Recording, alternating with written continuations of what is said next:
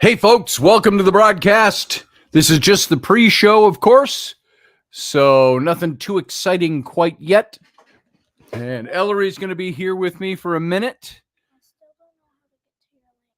Oh, okay. Bring me your phone.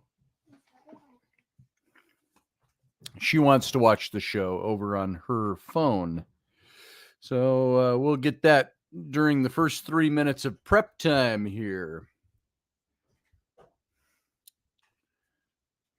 Are you in YouTube? Yeah. Did you find my page? Yeah. Okay, watch this. That's it right there. Boom. There, it's playing already. There you go. You got to take that out and shut the door, please, so I don't get feedback from that. Thank you. Sean Stroik, good to see you. Nice to have you here, brother. And that's the way it broadcasts. It's the way it shows. Don't know why it would show backwards. It shouldn't. So, all right. Janice, how you doing? Good to see you. Everybody filtering in. We got about a minute and 15 seconds before we go live over on the radio. So this is just the pre-show. Kids come in here and move all my things around in here. Those of you who keep up with the familial interludes on my show.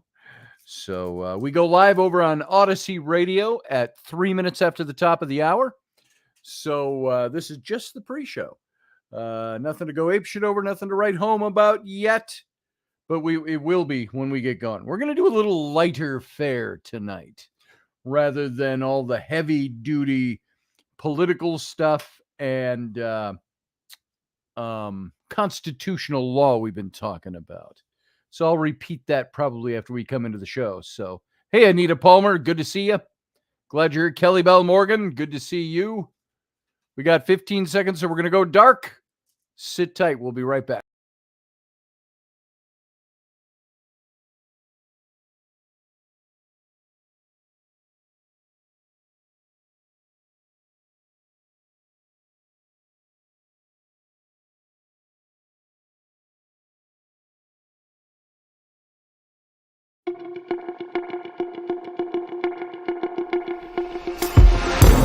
The Intrepid radio program with Scotty Roberts.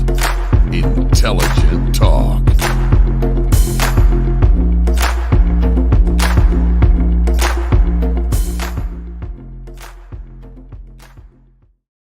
And hey, folks, welcome to the program. I've got feedback. Hold on a second. There we go. I got rid of that. It sounded like my God voice echoing.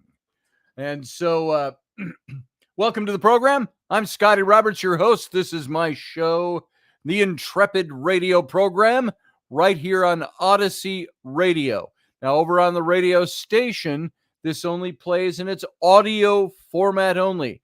That's at Odyssey, ODYSY radio.com. And you can come over to my YouTube channel and watch the video simulcast. And that's youtube.com/Scotty Roberts. And you can see this show tonight. Now, as I mentioned in the pre-show for tonight's show, you look at the topic and you go, the world's most haunted places. Have I heard this before? You've probably heard 100 variations of this kind of show. But I chose this topic because it was simple and easy. I didn't have to dig and research too deeply. And it's a much lighter fare than what we've been covering lately. About the last 6 or 7 shows, we've been deep into constitutional law, deep into talking about saving our kids from the system that's out there, that's rigged to steal our kids. All people would say this is politics. I would say it's less politics and more current events. But that's what we've been talking about. We've been pretty heavy duty, pretty dark, and pretty serious lately. So I thought for a Friday night, which used to be generally just Fridays were ghost days on Intrepid Radio, I've decided that, hey, let's just do something a little lighter tonight. Ghosts have rights also. said Field Guy. Wow, where'd you get all sophisticated? Also, ghosts have feelings also, or rights, or too. They have rights too. No one ever speaks for the dead, says Field Guy. Well, I think you just did, brother. I think you did.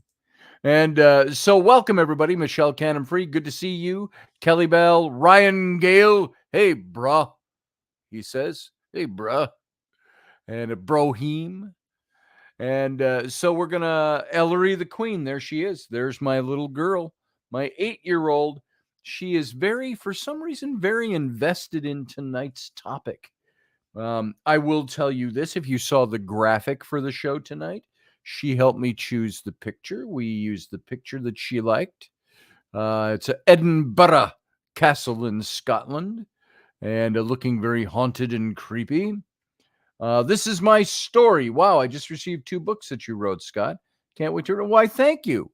I don't know who you are by your moniker there. This is my story.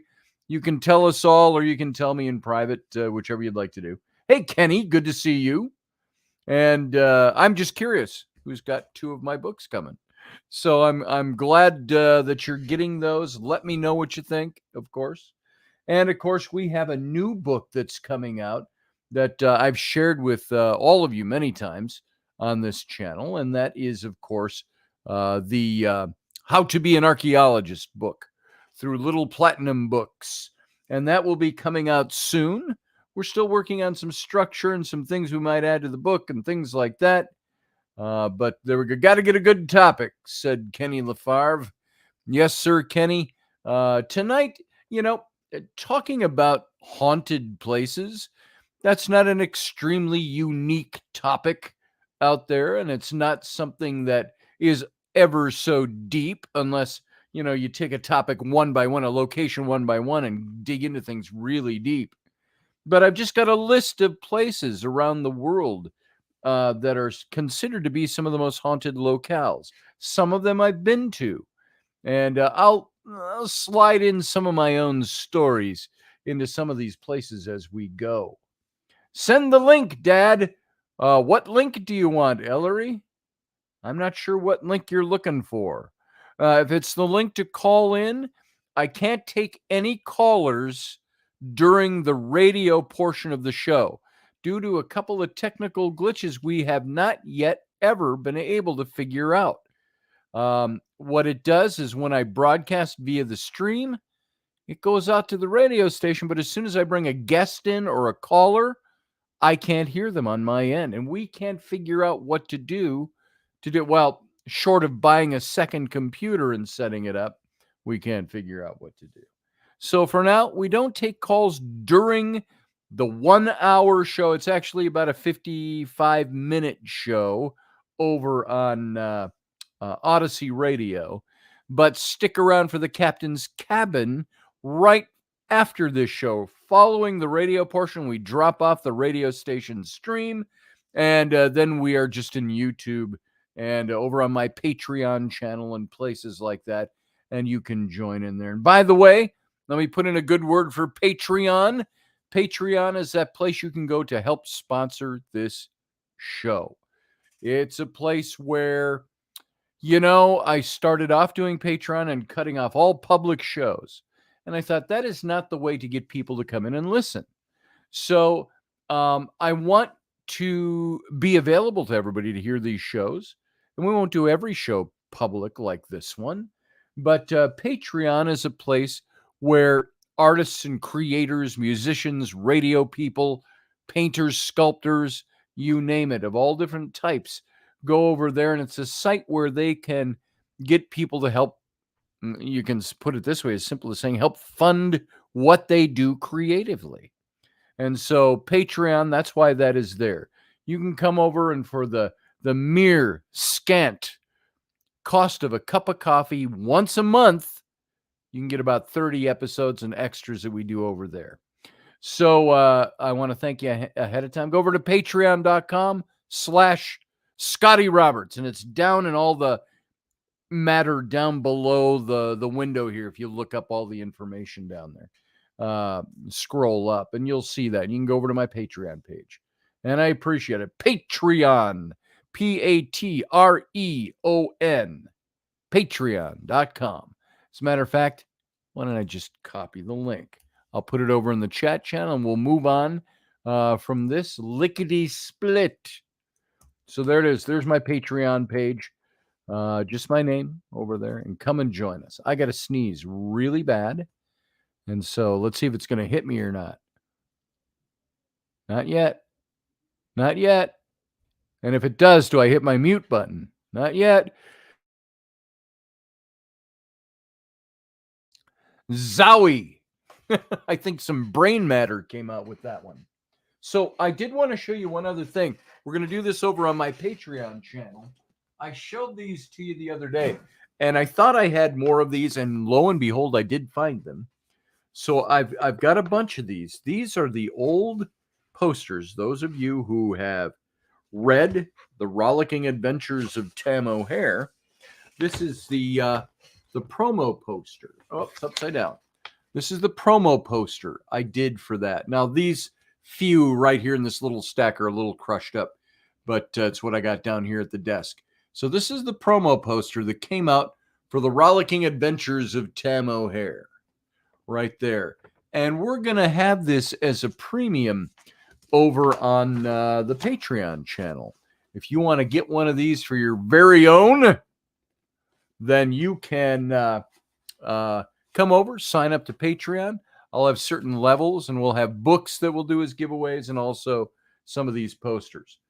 Just to say, hey, thanks for supporting us over here and supporting the arts in your neighborhood. Your photo on the back cover is Hubba Hubba. So handsome. I just like you are this day. Just like you are today. Why, thank you. I am going to make the bold, brash assumption that you're a woman. I don't know who This Is My Story is, but thank you for the wonderful compliment. When you start getting old like me and the only one who appreciates you is your wife and your kids, it's kind of nice to hear that kind of thing every now and then. Thank you. So, and my wife likes me. She thinks I'm handsome. Right, honey? You're out there somewhere. She can type in and affirm that. Sometimes I have to put the idea in her head. Hey, I'm kind of handsome today, right? And she go, oh, yeah. So there you go. Thank you. This is my story. I appreciate that. That's kind of nice to read every now and then. Right field guy? And field guy's over there. He says, I have no idea who that is. JJ Mabank is hot. Says Ellery the Queen. I don't know JJ Mabank, my little daughter. That's my 8-year-old daughter, Ellery the Queen. She's sitting upstairs. I think she's upstairs, or she's over in the master bedroom behind me. So I appreciate that. So we're going to get into talking about ghostly places. Now, I've been to a hell of a lot of ghostly places in my life. Less than some, more than others. It's pronounced JJ Maybank. JJ Maybank. Got it now. And it's really hot. It's JJ from ABX and is R. OBX stands for Outer Banks. Okay, bye. See ya. Familial interruptions, familiar interludes. Sorry, Ellery, I don't follow things of this generation. Me either. I have reached that stage. Now, my older kids, my twin daughters and my older son, who most of you know, Sam the man, Sam the leprechaun, as they say. He's 22. My older twin daughters are 31. They grew up and they had these pictures all over their walls about everything. But they were more, my daughters were more like in love with Harry Potter and everything Harry Potter. They had pictures all over and posters, and they read all the books. They were voracious readers of those books.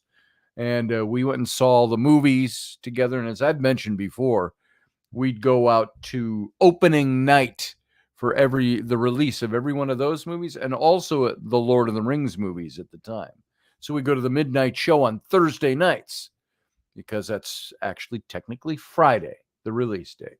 So we'd go do that all the time. So, and I was so strict as a dad about certain things. Loved my kids. They had a lot of freedom. But at the same time, when we went to do Harry Potter movies late at night, I said, we'll do this tonight, Thursday night, but you can't skip school tomorrow.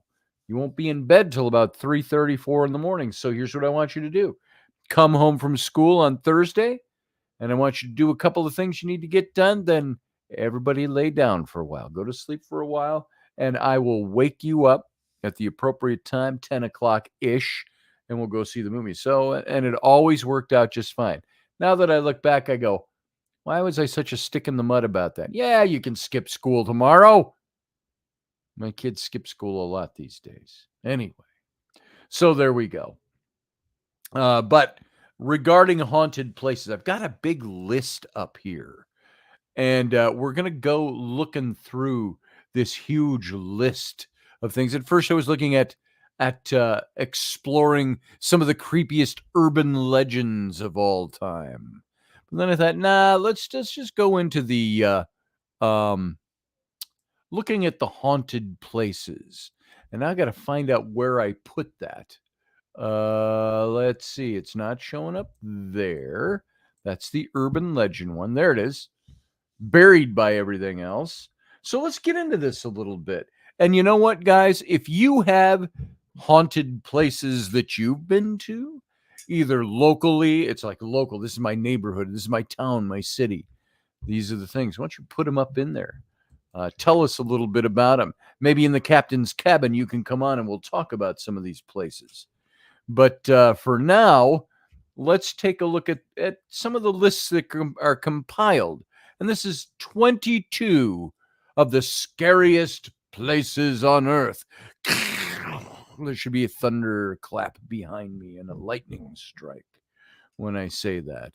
And so some of these you mostly have heard of before, and some of them you might not have. But what's for sure, though, you're probably going to want to read some of these creepy stories and on your own. And they always say in these lists, you might want to keep the lights on. That's up to you. I don't think they're all that scary. But somebody said, who did I see talking about? It was, do you remember Richard Felix? He was the historian on the British show Most Haunted. That was the show with Yvette Fielding and all the screaming ladies, because, you know, that's Britain for you. And I've made a couple of good friends off of that show over the years. Kieran Folliard owned a bunch of Irish pubs up here in Minneapolis. Kieran O'Keefe, he was the parapsychologist on that show and the skeptic, although a believing skeptic, I do believe. And also a very dear friend of mine, Chris Conway. They had Derek Acora was the psychic on that show, one of them. And after he got canned from the show, they hired a couple of different psychics along the way. And Chris Conway was a Scottish fellow, a Scottish medium that came on the show. And got to know him really well. He traveled to Egypt with John Ward and I when we led a tour in Egypt. Now, John and I weren't, we weren't like tour masters or anything like that, but we had taken a trip in 2013 and we had gone to see all the things, the sites we wrote about in our book, The Exodus Reality. And the next year we took a trip and invited, I think we had 13 or 14 people come along with us for 2 weeks. And we got on a dahabeah, one of the big old 100-year-old Victorian era cruise ships going down the Nile for 2 weeks. And we stopped at a lot of the places where we had gone researching the book. And we also had gone out to Serabit El Khadim, little plateau mountaintop out in the Sinai Desert. And we were guests of Sheikh Salim Barakat. So if John and I had done that the year before, and so we took a bunch of people with us. But Chris Conway came along on that trip. That's how I really got to know him well. My daughters got to know him very well. And so he is somebody that was on that show, Most Haunted. But why did I bring that show up? I started talking about Richard Felix. I saw him the other day on a live stream that he was doing. And he said, he said, I hate those shows that, where everybody screams. And he says, why are you screaming? You're supposed to be a ghost hunter or a paranormal investigator, and you're screaming when you get scared of something. And he says, no, he says, I get scared, he said, of ghostly things. There's some places I don't like to go because it terrifies me. He says, but for goodness sake, if you're going to do a show and you're going to talk about being an investigator, put away the screaming. And I happen to agree with him. And I only brought that up because all these lists tell you it's going to make you scream. You're going to have to turn on the lights at night. I don't think you need to do that. I really don't. So I think you'll be okay, is my thing. And if it terrifies you, then you scare easily. But let's start going through these places.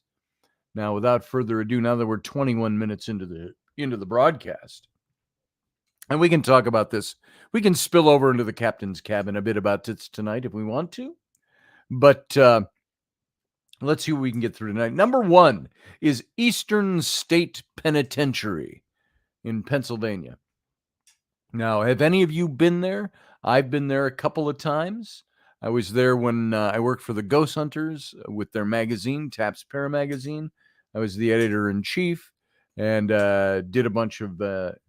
I never was with the television show. I was with their magazine. But I traveled with them to the events that they did.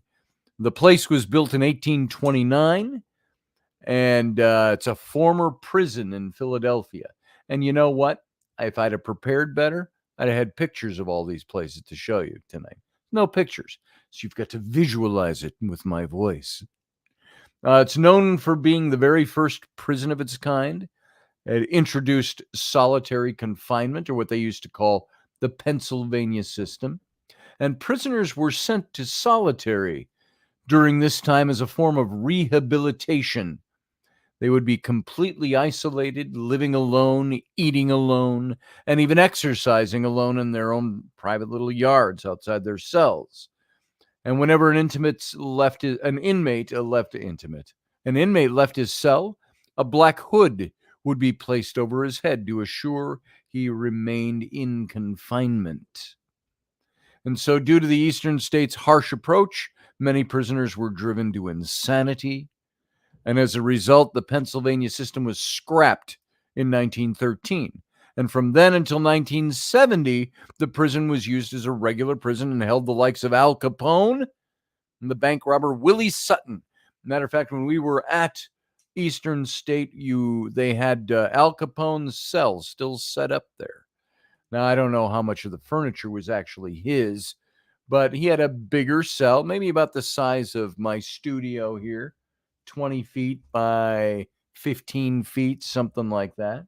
Seems about this size, but he had velvet curtains up and Persian rugs and comfortable sofas and furniture. And I guess being a crime lord had its advantages even in prison. But reports of the paranormal have been going on there since the 1940s. But ever since the Stone Prison was abandoned in 1971, the paranormal experiences seemingly increased. The reports at Eastern State, you'll see things like shadowy figures that seem to quickly turn away when approached. A dark figure that's occasionally seen in the guard tower. An evil cackling is heard coming from cell block 12. Evil cackling. I didn't do that justice, did I? I can do a better evil cackle than that, but I won't. Shadowy figures have been seen sliding down walls in cell block 6. Ghostly faces have been witnessed in cell block 4. And strange sounds such as disembodied footsteps, distant talking, and the banging of cell doors have been heard. We all have seen that on the shows and things like that. Now, when I was there, the last time I was there, Britt Griffith was also there. And we had people that would come over we were at the Wheel Hub, and they had these like spokes of cell blocks that would go out from the central hub, and they all had these coved ceilings over them, 2 tiers, some the single tier, and the cell block, and I don't remember which one it was that had all the old doors still there.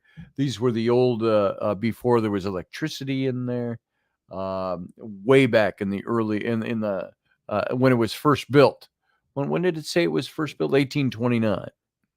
So there might have been some electricity. When did electricity start getting pumped into buildings?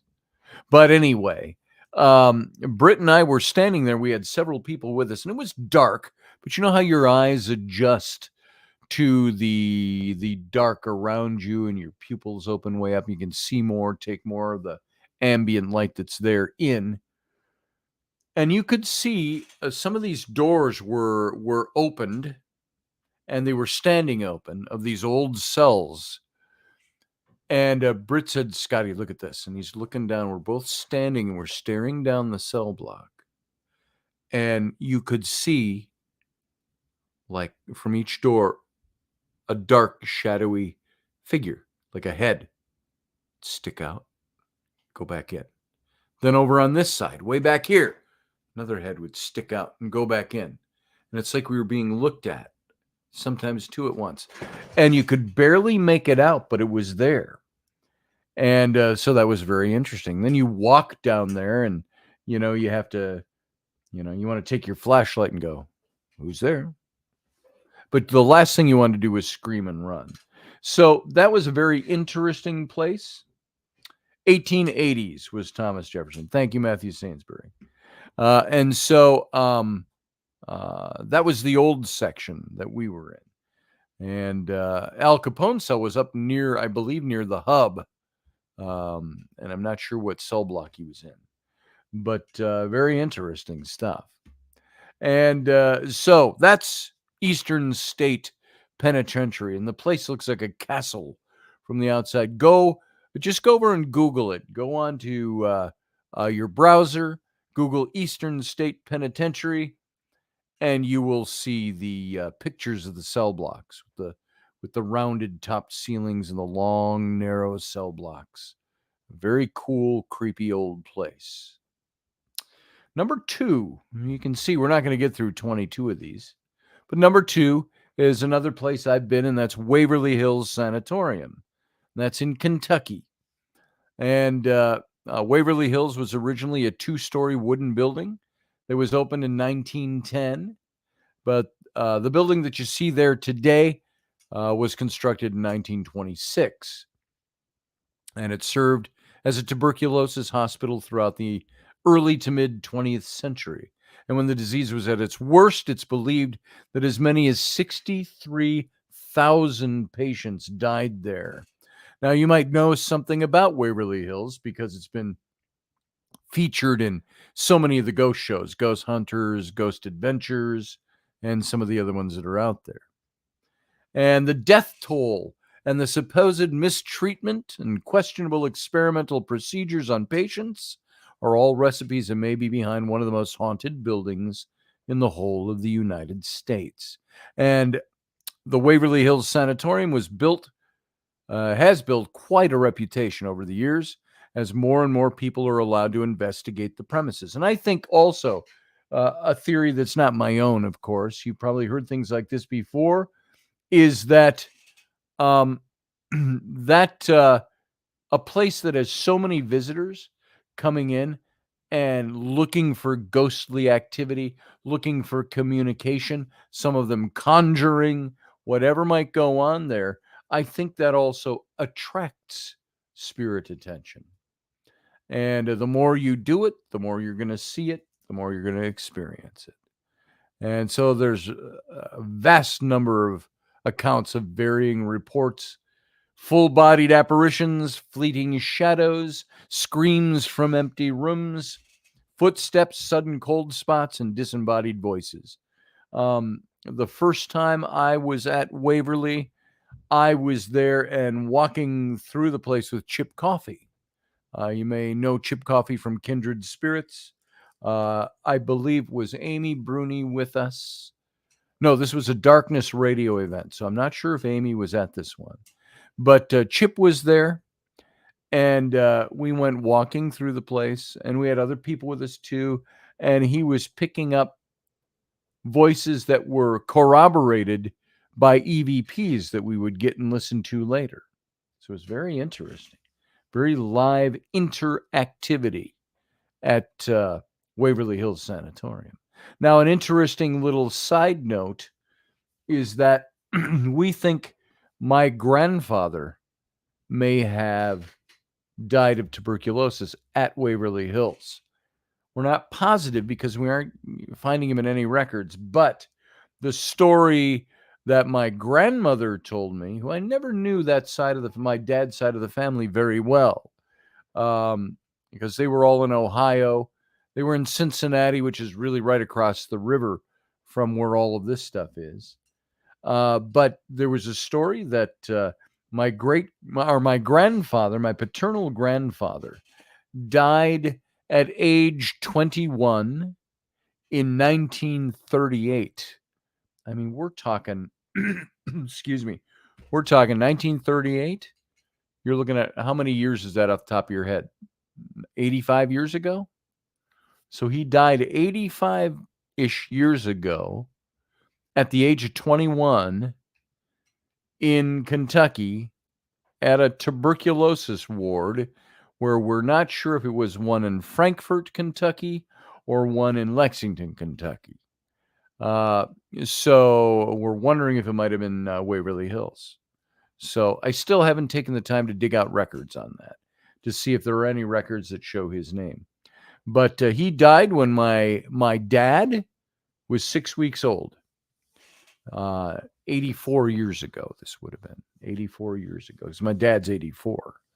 And my grandmother used to come to the yard, the lawn outside the sanatorium, and he was up on the second floor and would look down, and she showed him the baby, my dad. And that was the only time he ever got to see his son. And he passed away at the tender age of 21. So when you think about that, that's a long time. That's a very young age, and he's been dead for nearly a century. So moving on. How about number 3? The Monte Cristo Homestead in New South Wales, Australia. I will honestly say I've never been there. It's a pretty impressive looking house. Pretty straightforward. It's rectangular, with verandas going around and balconies and so on. It's a nice looking house. But the historic Monte Cristo Homestead in Junice, New South Wales, is regarded as the most haunted location in Australia. Its reputation stems from several tragic events that have occurred there since it was built in 1885. From its construction up until 1948, the Crowley family owned and resided in the property.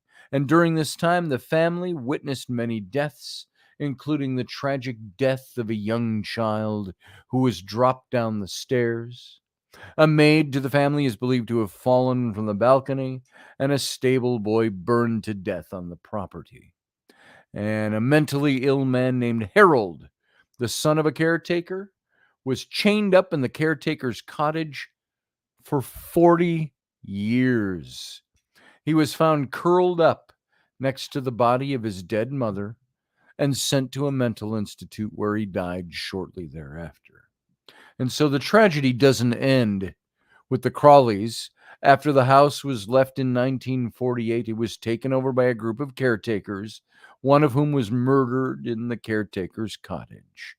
And you can find out more about this. Just look up the Monte Cristo Homestead in New South Wales, Australia. That's considered to be one of the more haunted places in the world, or at least in Australia. I'd like to get to Australia one of these days. I've got friends there. Some of my listeners are in Australia. We have Mandy is from Australia. Amanda Barry is from Australia. We've got a couple of other people from Australia. Diana, I don't think she listens much these days, but she's somebody I've been in contact with over the Egyptological Society. A couple of years ago now, I've known her, but she's in Australia. You know what I'd really like to do? I want to travel to New Zealand. I want to see the sites where they filmed the Lord of the Rings trilogies. Well, more than just the trilogy now. I want to go to Hobbiton. I want to see Bag End and the Shire. I want to see the places where they filmed Gondor and the different. It's just scenery now, except for Hobbiton is all built up as the Shire. But I'd love to go there and see those things. Sarah Yusu says, I've been to Australia a few times. Totally different energy. What would you say is the different energy there? Are you talking in a spiritual sense or just in general? I've got to imagine that being there isn't going to be like going to Chicago or to Montana. It's got to have a totally different feel to it. Matthew says his dad's half-sister lives there in Australia. So, yeah, it's a place I want to go. It's a place I want to see.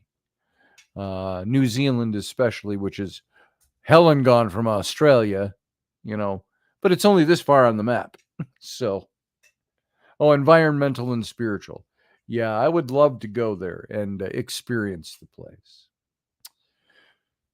What am I on? I'm on number 4 now. The Castle of Good Hope in Cape Town, South Africa. And the Castle of Good Hope in Cape Town, South Africa, was built in the 17th century. That's be the 1600s. By the Dutch East India Company. And it's the country's oldest colonial building, originally serving as a replenishment station for ships passing the treacherous waters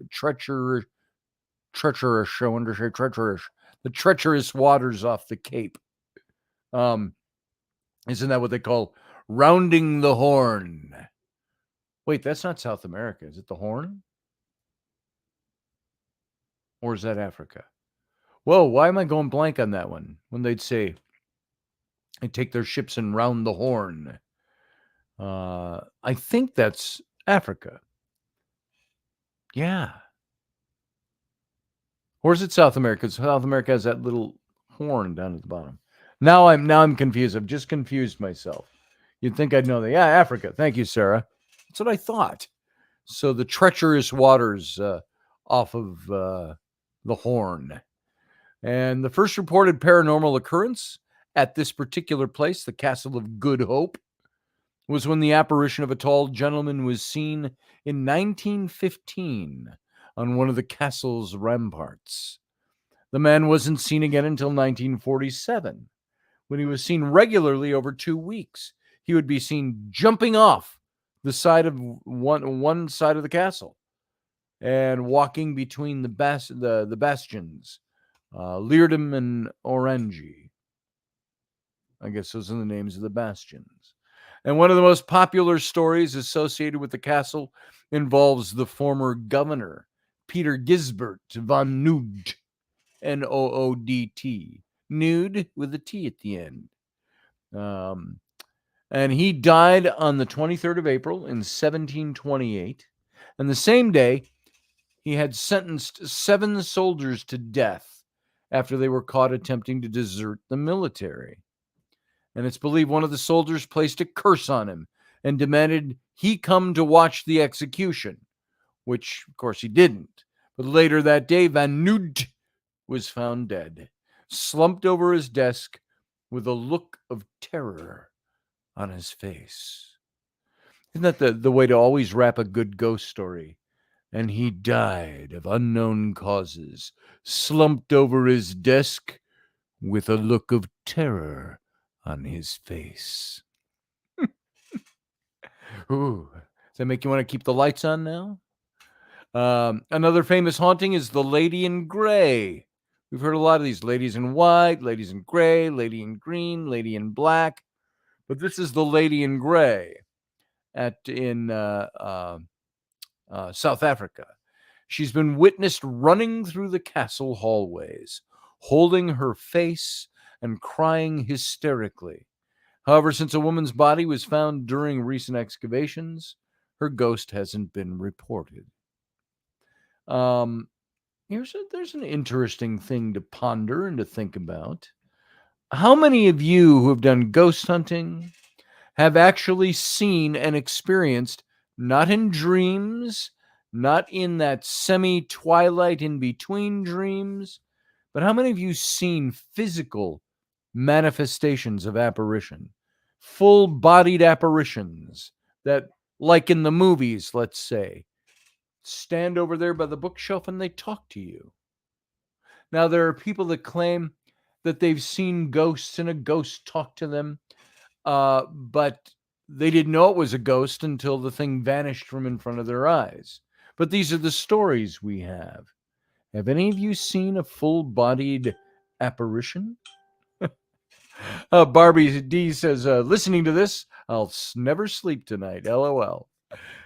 I told you all the story a few days ago about a friend of mine said that a friend of hers, who I don't know, saw Uncle Dave at a place where she works. And I got the impression she works in a coffee shop attached to a bookstore, would be like, I suppose Barnes and Noble have those.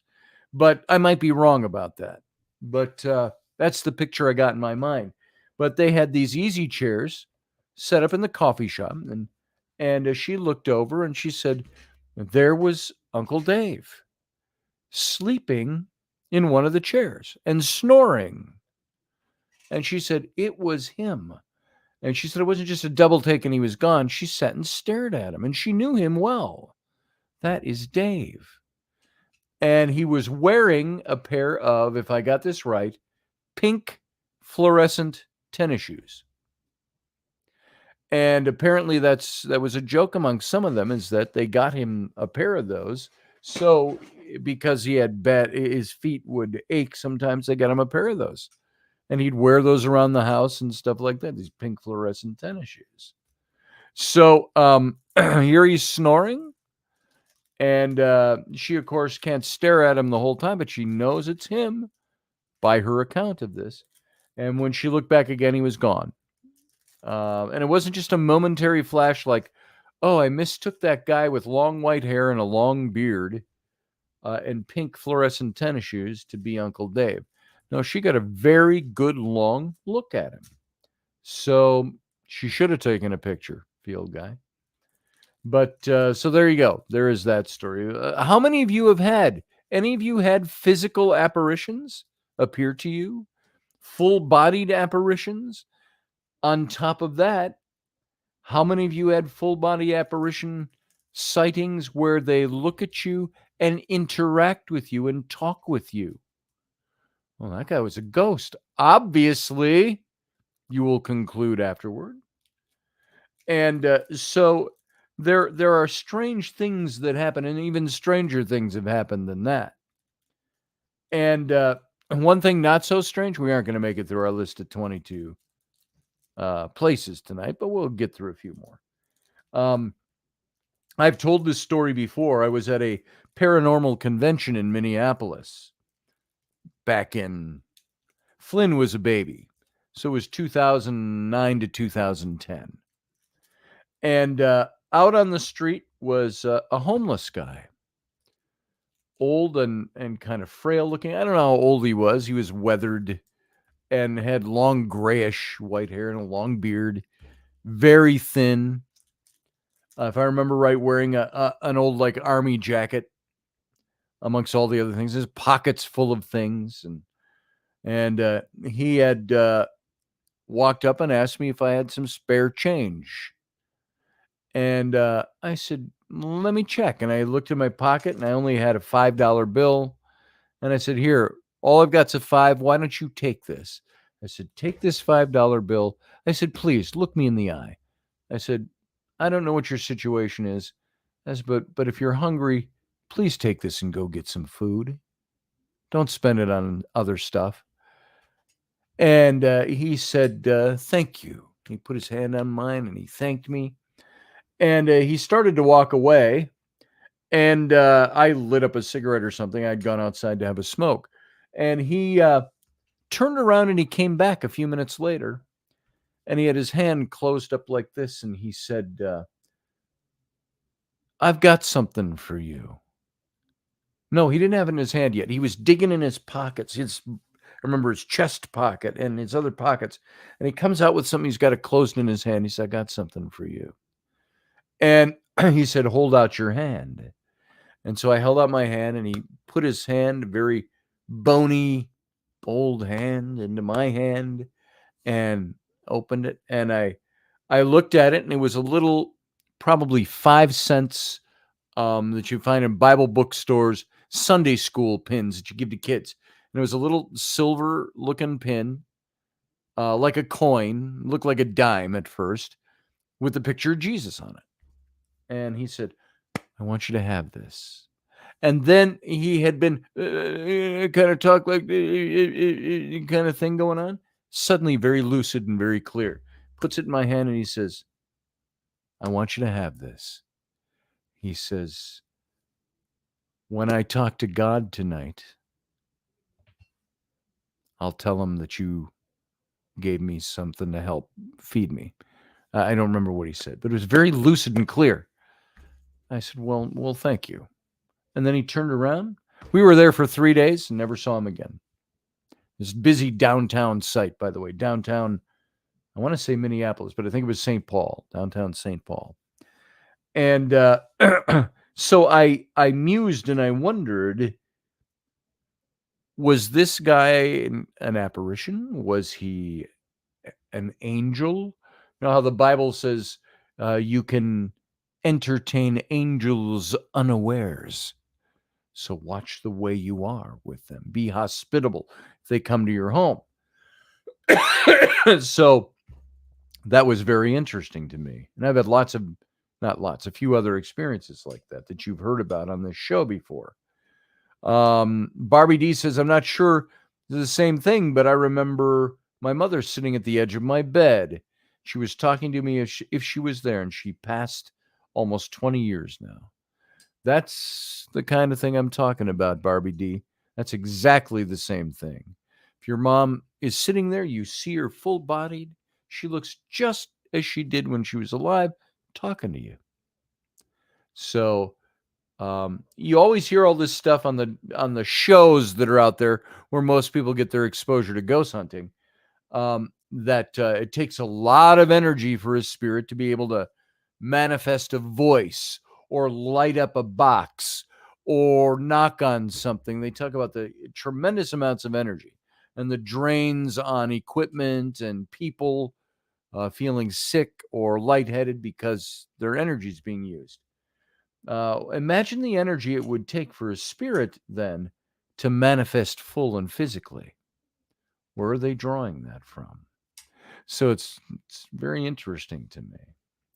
We've got about 10 minutes left. Let's see if we can hit a few more of these. The next one, number 5, is the Tower of London in London, England. Now, I've been to the Tower of London. That is a fascinating place.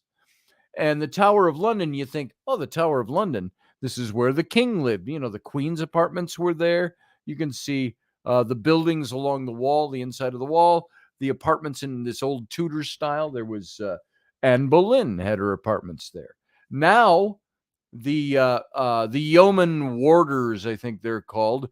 They're the military guys that are now the yeomen of the guard, and they dress in the red coats and the black pants. You know, kind of the semi-modernized beefeater look to them. And they are the ones that give the tours there. Well, they're former military. And so they are there. I lost my train of thought because a message popped up there. Sorry about that, folks. I lost my train of thought for just a second. But they live in those old apartments. They used to be like Anne Boleyn's apartment, things like that. They've all been converted to modern. They still look historical. I'm sure some of them are museum, but they live in these old apartments that have been there for 400 and 500 years. And they see things there all the time. Hey, Tara. Good to see you. I see you in here. Somebody's saying hi to you. There you are. I've only taken ghost photos, she says. My best photo was with a disposable camera. I had the negative. I've never released the photo due to the nature of the subject. It was right after the Oklahoma bombing. I have too, Tara, gotten things on film or on camera. When I was in England with my buddies, and I've talked famously about this very famous trip where we went and castle hopped and pub hopped in England for 2 weeks. And we stopped at Portchester Castle, and I caught that night in the walls of the castle an image of what looked to me to be an old monk. And sure enough, we found out the next day the Portchester Castle is purportedly haunted by the ghost of an old monk for the last 800 or 900 years. So it was very interesting. Yeah, squirrel, Sarah.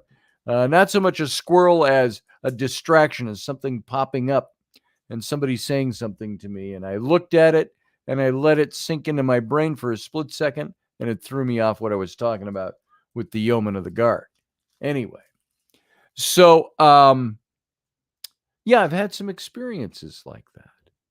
I've seen things, I've experienced things. And if you guys have, it's very interesting stuff. I've taken pictures. I've gotten recordings.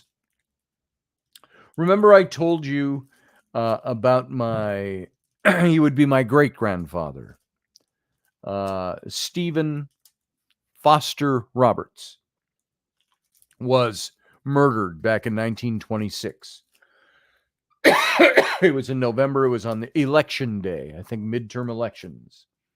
And they were all sitting in the post office. I've told this story before. The post office in their small town in Ohio, and Alton, Ohio, I think it was. And they would all gather at the post office, which was also a five and dime. They'd drink soda pops. He was not quite 30 years old, but I've told the story before. Somebody got in, a young man, 18 to 19 years old, got in an argument over politics with him, came back with a shotgun and shot him. And so he passed away. But something I have done, which I wanted to do for a long time, and I put it off for a while, but I turned on the recording on my computer and kept it on all night. It was a night when Rainey and the kids were gone somewhere. This is a couple of years ago now. And I asked if Stephen Foster Roberts was around. I said, look, you're my great-grandfather. I said, I would like to have known you. I said, if you have the ability, if you can hear my voice, could you talk to me? And when I played some of those back, I'd record for a few clips, and I'd play them back. And I saw in the audio line these little blips. And so I blew those way up to look at them, so they were a little bigger. And then I hit play on those spots. And in one of those spots, I had said, Stephen, you're my great-grandfather. If you can hear my voice, I'd love to talk to you. You have anything? If you can hear me, would you like to say something? And I heard in one of those little tiny blips, it said, hey, kid. Just like that. Hey, kid. And that's all I got. So very interesting. But Tower of London is what we were on. Picked up lots of things like that. Picked up pictures like Tara. I was responding to you saying you caught things on camera. I've caught things on camera, on recordings, on video, on you name it. So with a history of torture and execution going back over 900 years, the Tower of London is regarded by many as one of the most haunted places in the UK. And it was originally built in 1078.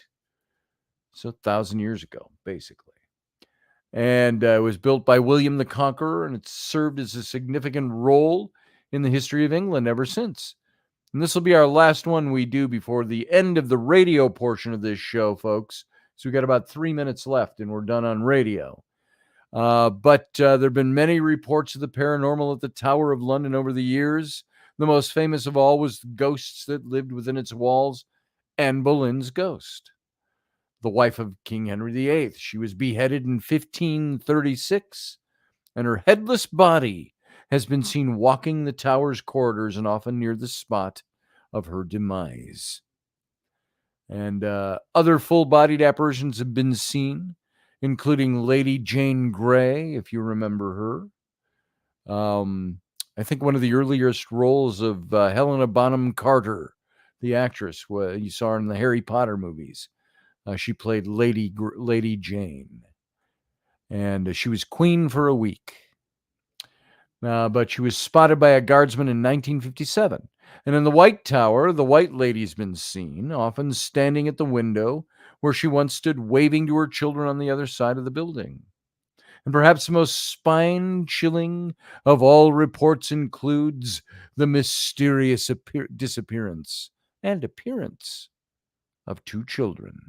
They've been witnessed throughout the rooms of the castle. They're often seen in their nightgowns, holding hands and with a look of terror on their faces. And it's believed these are 2 former princes who were sent to the tower after they were deemed illegitimate by Parliament.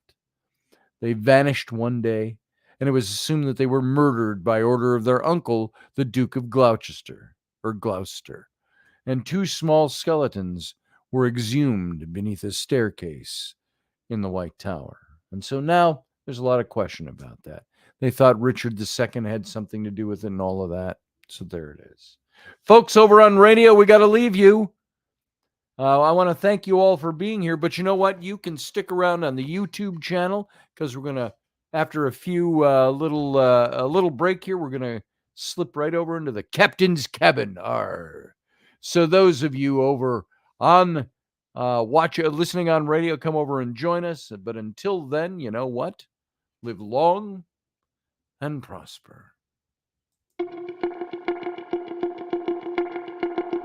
Join us every weeknight at 9 p.m. Central Standard Time, 10 p.m. Eastern. The Intrepid Radio Program, a Scotty Roberts Productions broadcast.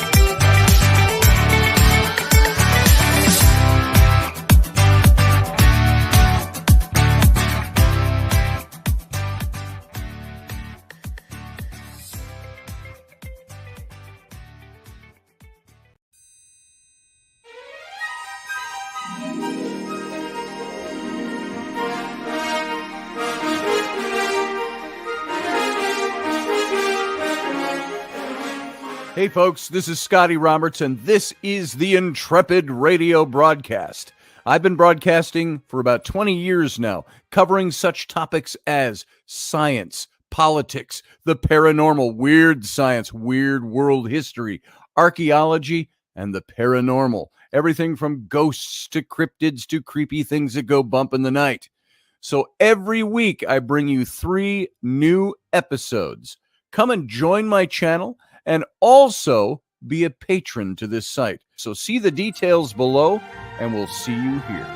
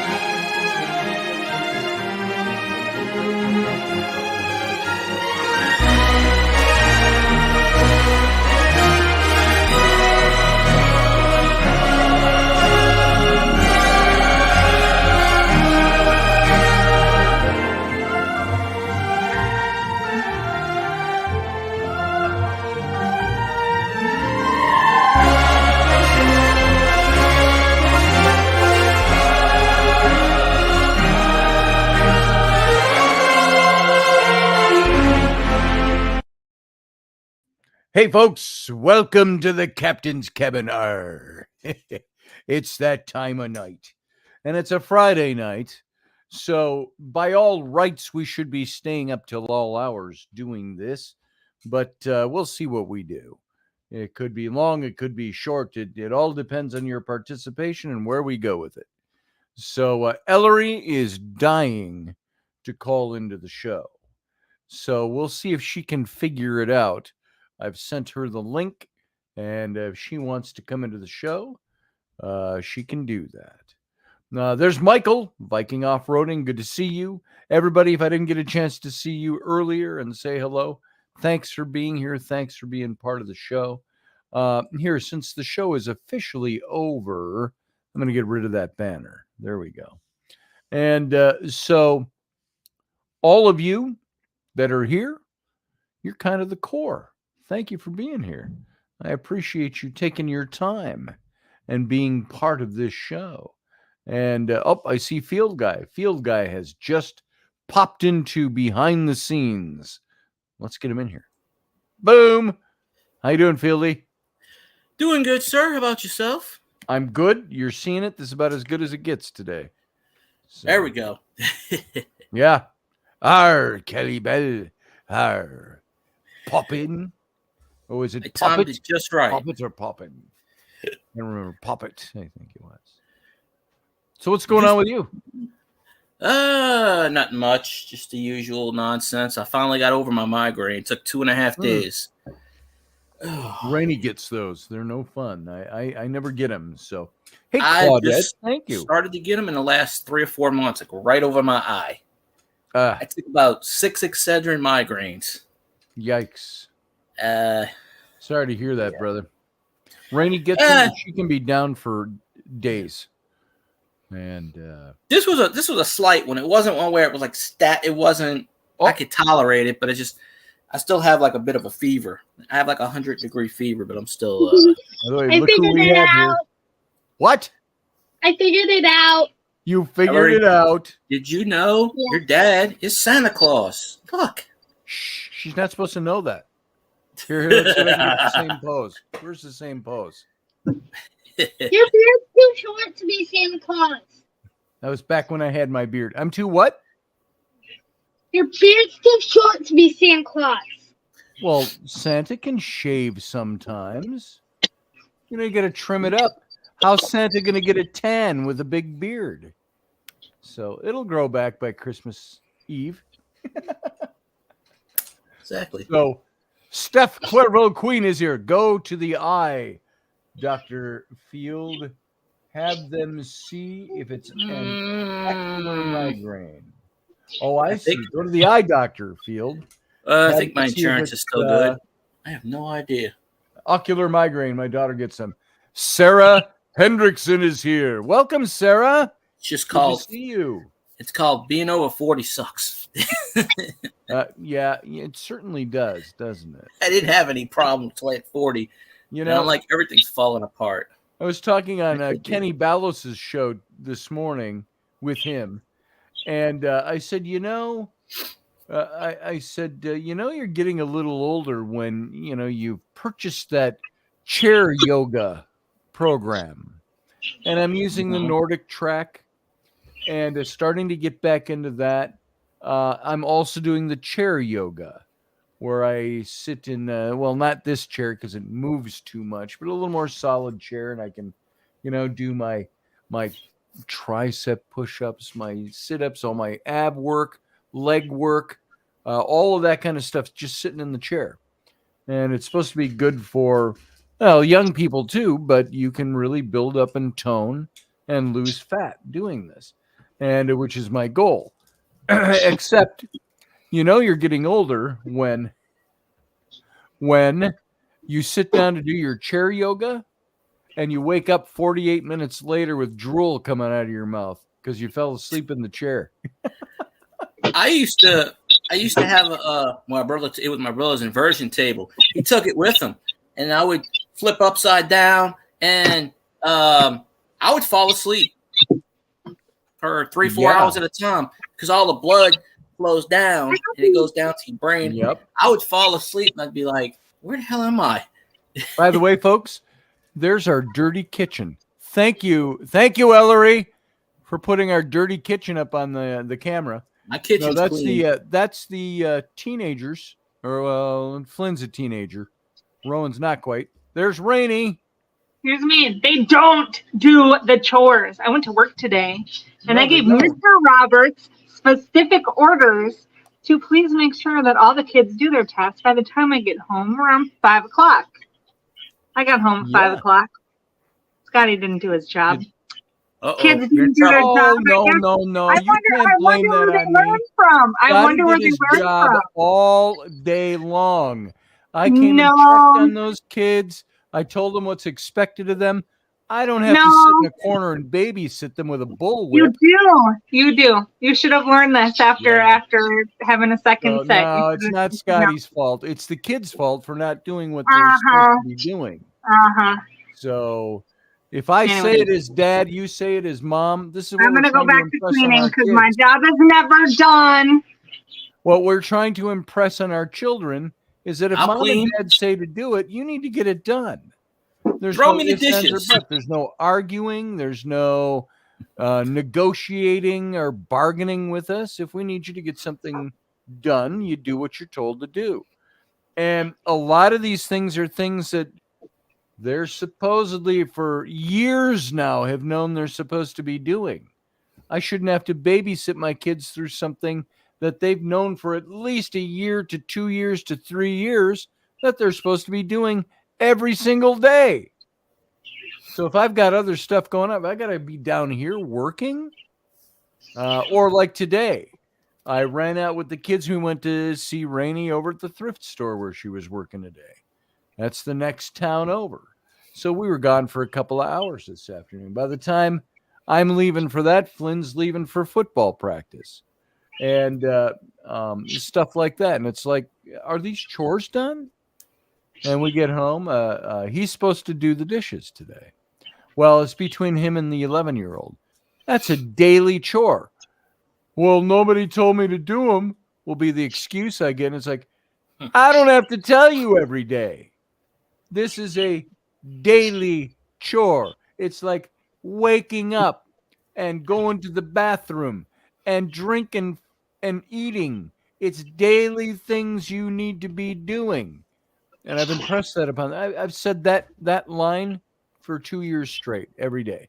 It's a daily thing. I shouldn't have to ask you. Mom shouldn't have to ask you. You get it done. So I'll tell you what. Steph, Rainey does need a vacation. We all need vacations. I'll tell you what used to happen to she me. Deserves one. We used to have notes all over the place. Do your stuff. Do this stuff. It would sit there. Be like, do this, do that. Do this. Also, do that. we used a lot. We had plates and everything, but my dad was like, okay, y'all don't want to wash the dishes? Here's paper plates then. Yeah, Rainey does. Run out, you we'll gotta get buy paper plates sometimes. And she'll do paper plates. Hey, Rainey, come here. No. Yeah. Oh, well. She's So hiding. there's the stack of dishes that the two older kids are supposed to be doing every day. So You have to dirty set the dishes example. means you have a beautiful, healthy family to love, or the one that we feed. Anyway, There's some logic with that. You want food, do the So- dishes.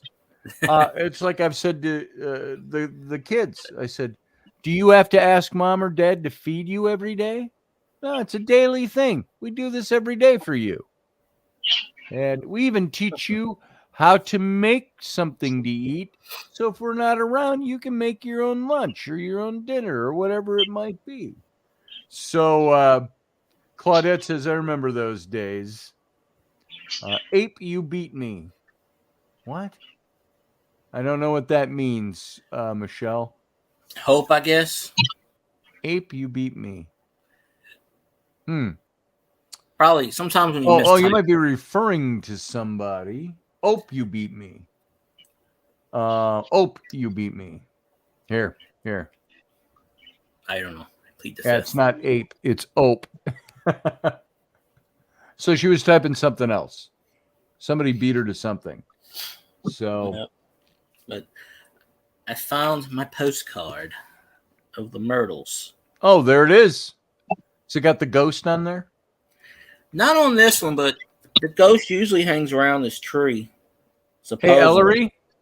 But Ellery, Yeah. if you're gonna just sit on your phone, why don't you shut it off? No, You wanna I'm talk? not sitting on my phone. I'm sitting on mom's phone. Well, there's how my kids There's a loophole quibble with there. me. It's not my phone, it's mom's phone. what about these ghost stories? Yeah, let's hear a ghost story. I Hey don't know. everybody, you got a ghost Ellery, story? tell me Call ghost in. stories. I'm gonna paste the link here one What's more that time for right you? now. You want to share with us some ghost stories I gotta look some up. or haunted places? Hey Ellery, I'm gonna turn you off for a minute. Boom. Oh, look, I can turn you back on and I can turn you off. Look at that, I just turned you off. Oh, now I can turn you back on again. I'm gonna look up Hiding. ghost stories. I can make you full screen. Well, you're using it vertically, so it doesn't work. So there you go. All right. So do you have anything to say, Ellery? Before I Looking at ghost stories. Oh, you're looking up ghost stories. Oh. Do you have any personal ghost stories? Trying to figure out the way the camera is on this thing. There's field guys. Here, we can go back to horizontal format. It'll work. Kind of better. hard to see. Here you go. Show us. where my camera is. There you go. Just I can tells read you it. Hold about- it still. Yeah, I see that. There's their phone number. St. Francisville, Louisiana. The Myrtles Plantation, circa 1796, is a restored mansion surrounded by lush grounds and 150 majestic live oaks. The Myrtles is filled with art treasures and antiques and has been called America's most haunted house. Daily tours, restaurants, and et cetera, et cetera. And of course, how many places do we know in the United States, or have we heard of, that have the moniker America's most haunted place? Well, the Myrtles is also, it was built on top of Indian burial ground. Yeah. So there are several bodies. There are several mounds behind there that I've walked on the premises, and I didn't know it at the time because they don't specifically tell you about it because they're not 100% sure. Right, but yeah, I've been here twice. I want to go there and sleep there because, if you sleep there and you make it through the night, you get it's a bed and breakfast basically. And the gift shop is on the other side. And then this is down the street. It's just St. Francisville Inn. Okay. Down the street. Kind of looks like the Myrtles in that picture. So it's like right. Well, St. Francisville, this used to be, the last time I went, there's I think this is like 50 acres, maybe 100. Yeah. Well, it says it's a big acre. Well, across it, you wouldn't know it until you come up to it. Across the street, there's an Exxon. There's it's all modernized, and then you drive down here and then you see this. But I have never seen Chloe yet. But I have seen the mirror. There's a mirror where they changed out the glass, and it got like a handprint on it and stuff. And they say the judge, when you sleep in his room, I have to say, Steph, I love Gettysburg too. Had some amazing experiences at Gettysburg, and I have some amazing stories from Gettysburg. Did she just fall down? Did you just fall down, Ellery? No, the phone fell. Oh, okay, got it. You turned off all the lights. But she wants to look spooky. Oh. I'm not. So. I could look spooky. Hey, you look kind of pretty, little girl. Not you, field guy. Sorry. Oh, well, I hope not. So, Sarah Yusuf asks, Scotty, do you have any haunted locations on your bucket list? Let me think about that for a second. There's a lot of places I'd like to see. And I think a lot of places oh, there you go, field guy. Yeah, wait till she comes back now. Oh. So. Oh, there you go.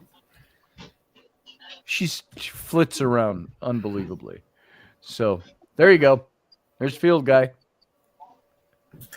This thing glows in the dark, too. Oh, very cool. Yeah. But I'm trying to think haunted locations I'd like to see. Ghost stories. I'm trying to think if there's any. Nothing really stands out as a place that's on my bucket list, but there are places. I guess you could call this a bucket list. Places I'd like to do some paranormal investigating. I would love to. And this sounds very morbid and probably very, I would probably regret even saying this, but I'm going to say it anyway. Auschwitz. Now that's not open for paranormal investigation for good cause, good reason. You bet people tried. I'm sure people have tried. I'm sure people walk around and talk. I'm sure people record things while they're there. Capture things on film. I'll be right back. 1 sec. Okay, I'm going to turn you off until you come back in. So I think that's a place that, for me, would probably be... It wouldn't be something I would do for the fun of it. It's like when we did Fort Snelling here, where they had the Native American concentration camp after the Dakota Wars in 1862. And Sarah Soderlin was with me, Rocky was with me, Rainey was with me, and we were just middle of the day outside where the stockades used to be. It's all forest land now and down by the river, and paths, and we got those voices. And we had the one voice toward the end that said to us, we said, look, and it was very emotional. It was very, hey, go upstairs. If I'll see you. You're backstage. You're not off for good. Yeah, backstage. People, the audience isn't supposed to hear backstage. So Secret word. Sorry. the last thing it said to us was, I said, if there's anything you'd like to share with everybody, let us know, please. Stop interrupting, please. Your camera is on upstairs. Just be patient and sit there. Don't keep blurting in here when I'm talking. This is the one drawback to my kids wanting to come in and be part of the familial interludes. After a while, it irritates you. At least it's not on the radio this time. So, yeah, really. So we got that voice that came out of the box and said, remember us. And that was very moving. Now, I would imagine Claudette says it would be a very painful experience. The energy would be strong. Exactly. Let's see if this works. And I think it would be similar in the sense that you're going to get energy like that. At the Dakota concentration camp at Fort Snelling, there was over 300 men, women, and children that died in the winter of 1862 there of deprivation, starvation, the weather, the conditions. And so it was a pretty mean place, meaning in current day, it was heavy, like Claudette suggests here. Yeah. If she wants on the radio, then she needs to get her chores done. There it is, Ellie. Well, she doesn't have heavy duty ones. She's got the light chores around the house. The 8-year-old. So it's the other two that aren't getting their things done. So I wish I could spend a week at Skinwalker Ranch, says Steph. That would be very interesting. Where is that at? Arizona? Mexico? That is in Utah. Oh, never been up that way. That'd be a very interesting place to go. Can I tell my ghost story? Tell your ghost story. Here's your ghost. One sec.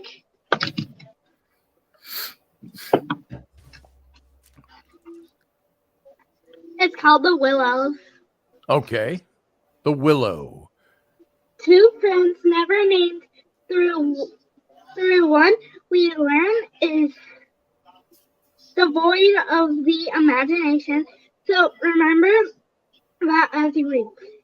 As are on a one sec. Oh, you got a little ways there. Well, hey, if I she'll be a good radio announcer someday. And Or a host of the show. And a canoe trip down the Dublin during its summer floods. It seems full hardly enough, but then they decided to make a camp on island. What'd Mom say? Glenn and Judy keep going like, "Ow!" Okay. You done? I'm On not a- understanding everything you're saying there, sweetie.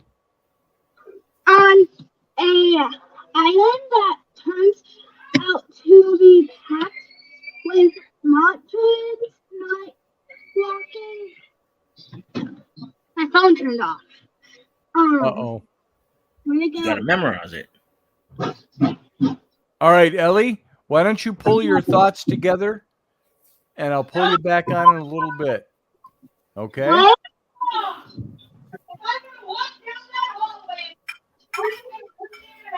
There's Mom yelling at the kids. Tell Mom she's on radio. Mom! You're on the radio. All right. Phew. I didn't Now the understand it, South's but gonna hey, get I mad applaud because it. they took her off. Wow. Yeah. Thank you, Ellery. Sarah says thank you. Feliz So- Navidad. Not sure what I was going to say next. I was talking about Fort Snelling, but yeah.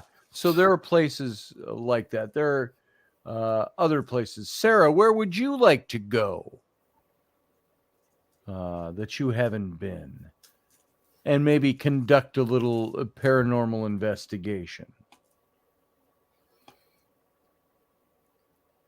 I'm trying to think of other places I might want to go.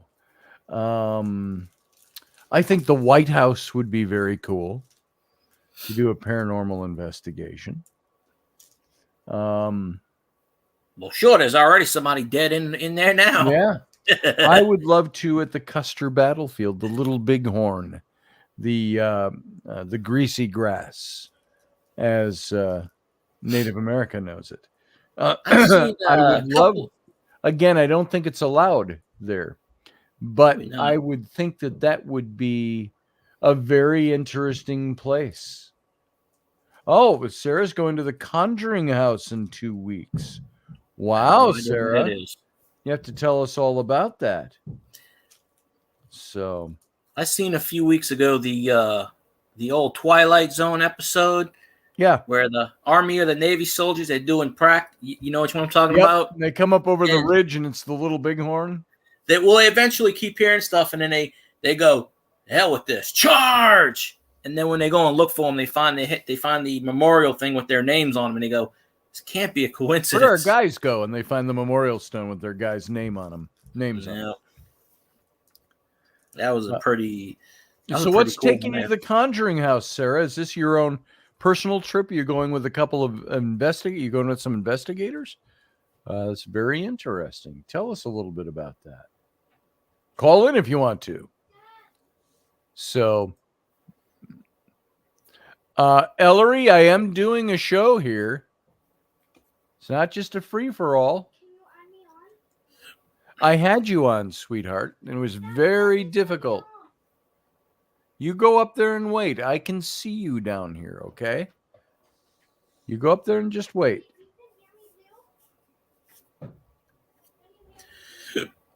I did. Stop talking to me. Jeez. So, Ellery is cute, says Anita Palmer. I enjoyed her story. Not sure I got the plot of it, but I did give her a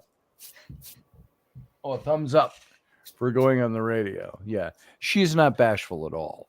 So, that's not to worry about. And here's our messy kitchen again. There it is. Ellery, Yeah. you're on. You got 2 minutes. 2 minutes. Let's go. Just don't die when you go to the Conjuring House. What? What? Here, I'm going to bring Sarah in, okay? Okay. Hey, Sarah. Hey guys. Hey Ellery. Don't die when you go to the Conjuring House. I'm What, sorry, I Ellery? didn't I'm not understand that. understanding you. Don't die when you go to the Conjuring House. Don't die when I go where? To the Conjuring Uh, House. she's The talking to me. Conjuring House.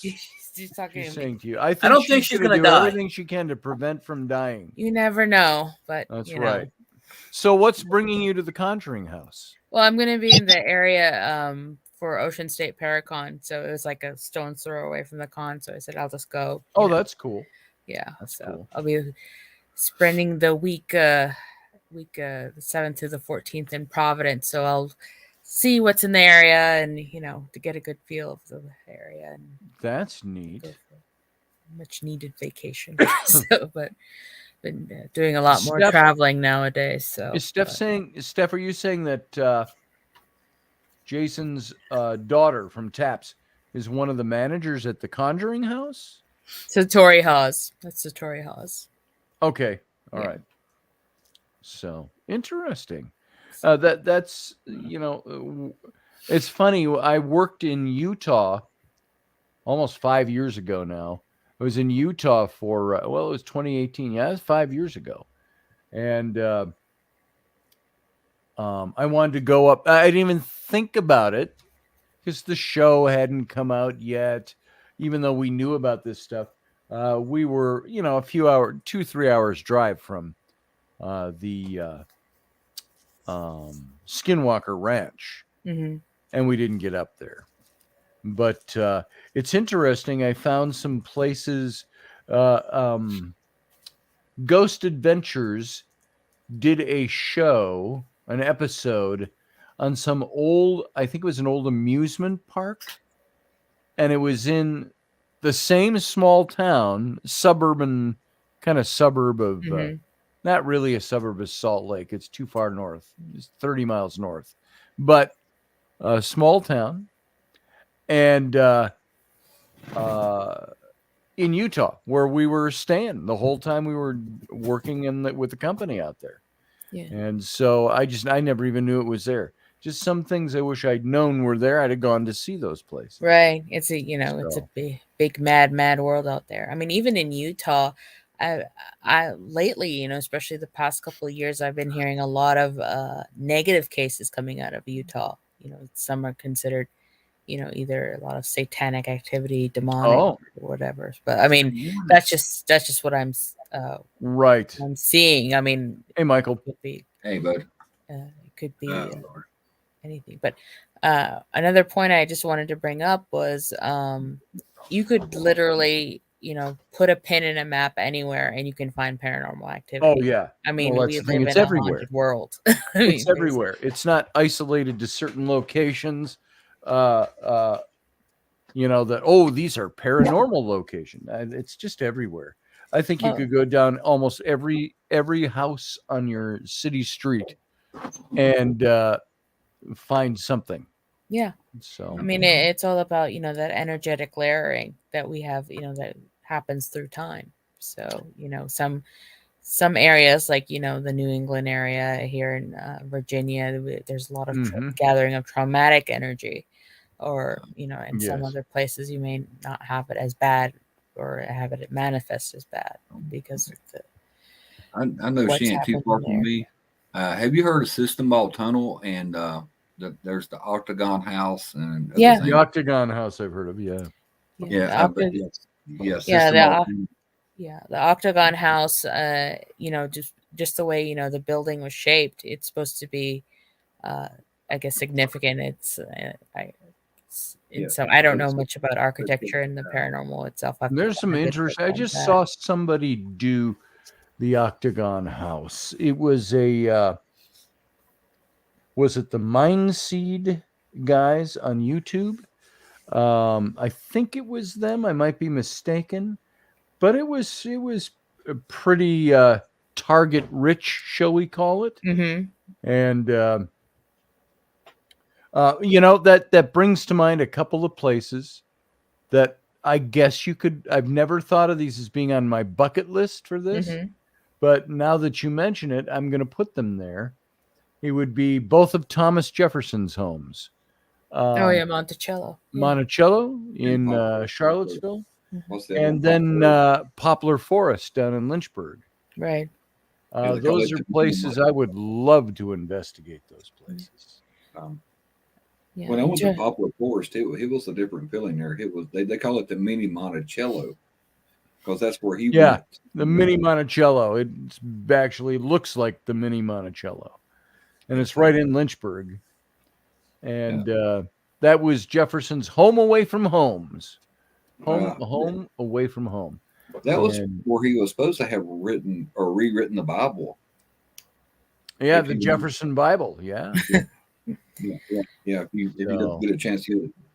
I live in an old store building, and there's certain days I feel different energy here. But and I'm thinking the other day, how many people have come through these doors? I have 2 front doors, no back doors. So if anything bad comes in, you got to go out a window. Dog under each arm.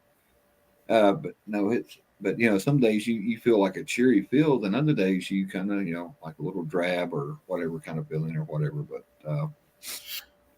what? That's one of the reasons that I'm looking forward to traveling, because there's a lot of old world history, like the castles and stuff like that I would love to see.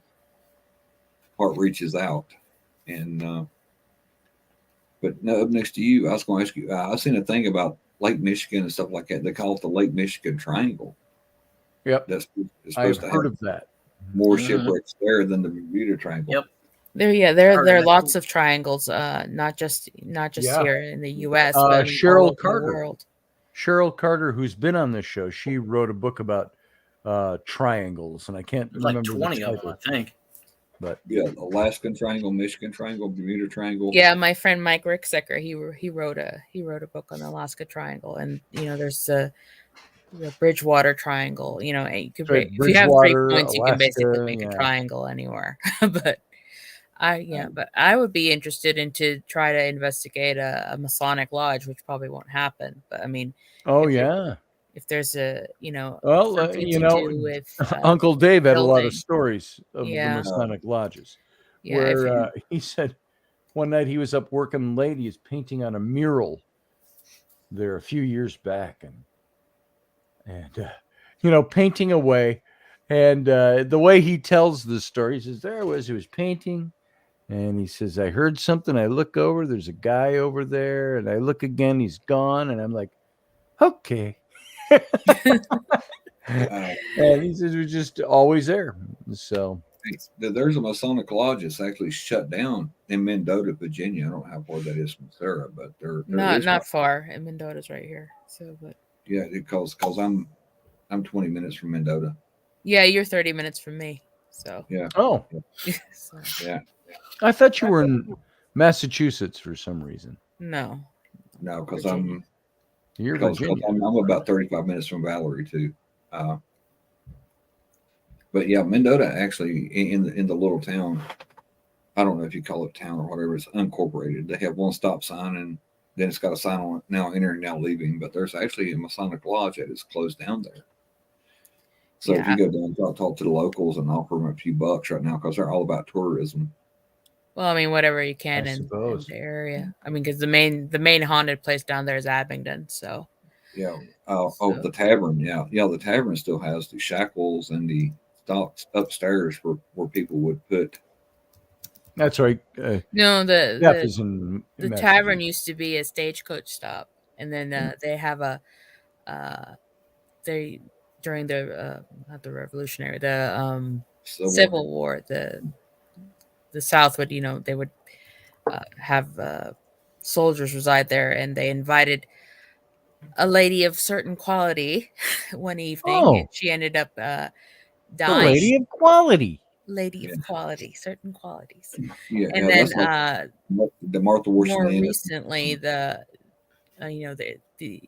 young, cute male waiters, they would report that they would go out to throw the trash or whatever out back, and they would feel like double fisted on their behinds, that they were pinched and pulled and slapped. And so I mean, the owner for a while, I think they invited one team and something happened. They had a really bad experience, so he won't allow anybody else to investigate out there. But I mean, Abingdon itself, they have the Martha Washington Inn, and there's all those places, Civil War cemeteries, America, that have such old history to them. Now, of course, you can get Native American sites and things like that, but Western civilization coming into the Americas, that would be interesting to me, to go to historic locations and do investigating. I suppose that's what makes them the most interesting. You can anywhere go to you have rambler down the street and do a ghost investigation, but to go to an historic site and do them, I would wonder what. Hey, hold on. Hey, Flynn. Flynn, come here. Flynn of Flynn Plays. Interesting. Flynn, come here. Turn on the light. Where's Flynn? There he is. There's my son. How you doing, boy? Fine. Come in close to the camera. Hey, I was going to say, not that close. Back up. bend this down way. so we can see your face. Now dance on one leg. No. Simon says, yeah. I swear you look like my cousin when he was 14. There he is. Lovely. You ever notice, folks, these hairstyles of the 1970s have come back. Oh, the mullet. Okay, yeah. No, Oh, he hasn't got a retro. mullet. He's just got the Yeah. big full. Oh, the Beatles dog. esque. That's 60s, right? The Beatles. Yeah, Oh, something like who that. is it? Ask me if my dogs react to energy. Well, the Queen's laying over here right now. She is so reacted that she's reacted out. She's got her paws up under her head, just laying on the low seat in my studio with me. No. Hey, Come Heidi, thanks for saying so. here, She's watching on the TV tonight. come here, And come here. Show them what kind of energy you got. Come on, get up here. Come on, by the way, for those of you coming in late that aren't familiar with this show, come on. the captain's cabin is the informal part of the show. We do what we want, pretty much. So yeah, we do Within what we reason. And it goes to Within the reason. want. So Yep. yeah, it's pretty informal during the We captain's respect the cabin. host, of course. Of course. sometimes, Of course. sometimes, occasionally. So Or, Everybody must be coming in HD quality if she's Yeah. showing. I guess, yeah.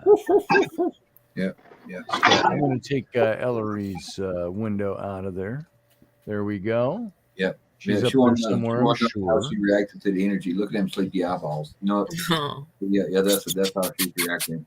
Hey, Doggy, puppy. I'm in the spirits. See? Go. Let's see. Huh? Let's see.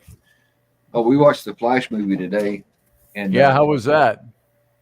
all the different Batmans was pretty good, but the surround sound or like all the whatever, she'd go look out the door and she'd bark. I'm like, it's on TV, let it go. Let it It's go, on TV, child. let it go. What did we watch last night that was a new movie? But Oh, we watched but the. I told him that Michael Keaton is my Batman, and Yeah. the best line of the whole movie is like, Well, he's coming back as Batman. oh, she said she I wants. thought I heard something about that. Yeah. We watched Oh, yeah. Guardians of the Galaxy 3 last night. Oh! Say I'm Rocket whole family. Raccoon. Rocky the whole thing. Raccoon. Yeah, because his whole thing is I'm not a raccoon, and at the end of it, he said, Yep.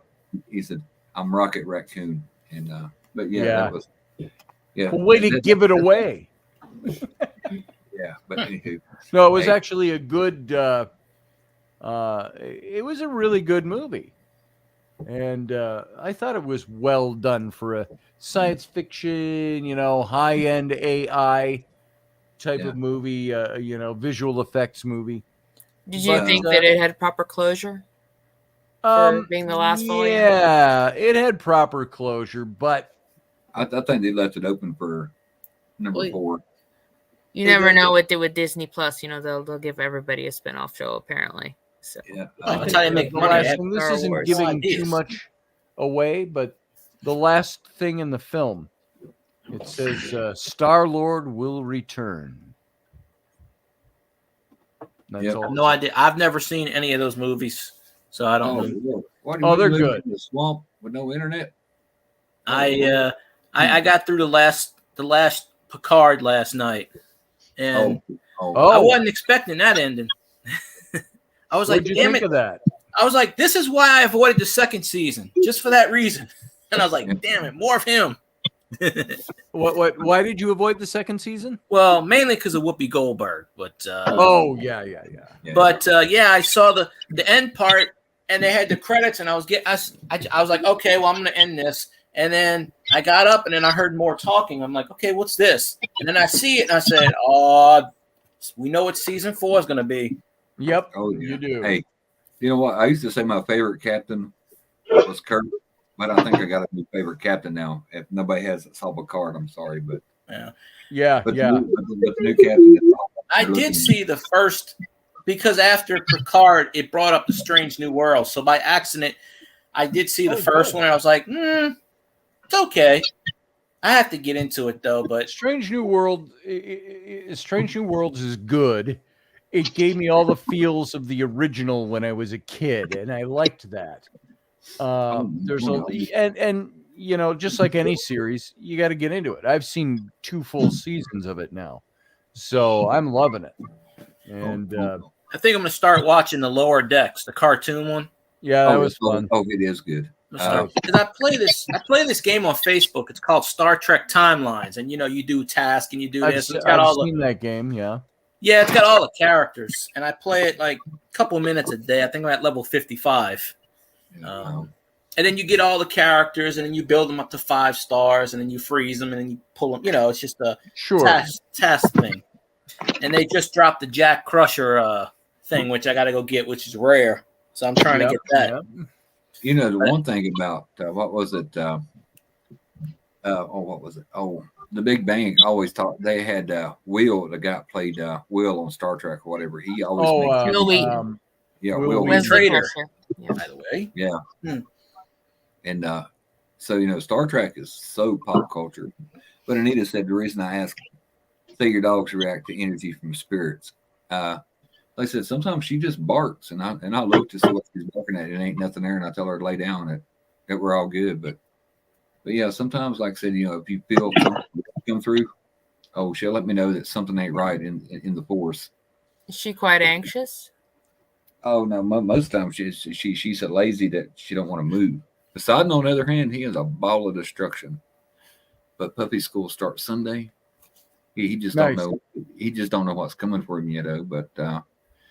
But he most of the time he's pretty chill too. But like I said, sometimes you get that weird feeling, and I think but they had a store here for like 50, 60 years, so it's hard to tell how many people has touched the doorknobs going in and out. But probably a lot. Yeah, that's what I'm saying. You know, but most of the people here, one good thing about it is they're all pretty chill. You know, they're just old farmers. You know what I'm saying? Yeah. You know, cows are growing good, the grass are growing. Hope it rains. You know, it's just simple people, and that's one of the reasons I enjoy this area a lot is because most of the people are so laid back, and it's scary, you know. And I'm like, yep. No, but yeah, you need to get here and then do the ghost walk in Abingdon with all of us, Scotty. I think you'd enjoy it. I think that would be fun. I've done it. The ghost. You've done that? Uh-huh. Yeah. It's not a bad walk. I mean, it's what like was it?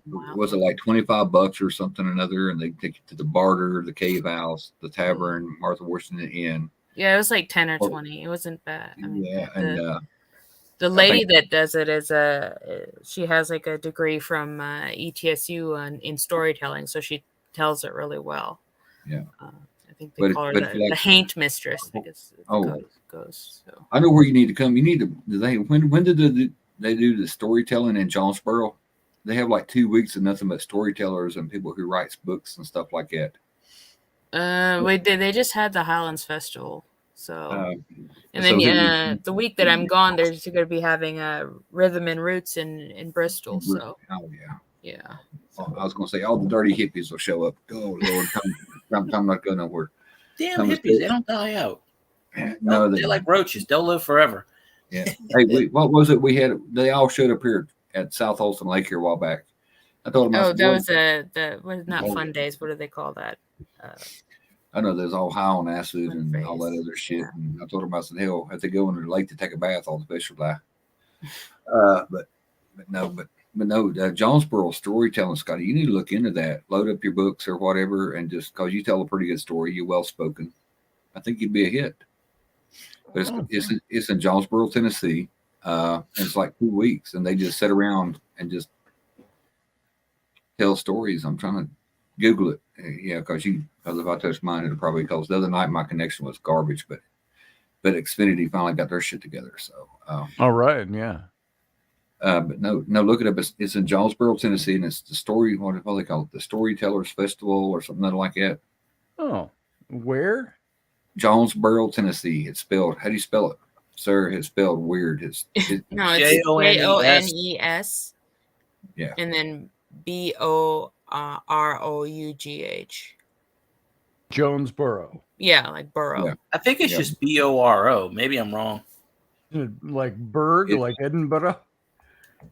No, it's a it's borough like a Borough. New York borough. Tennessee, did you say?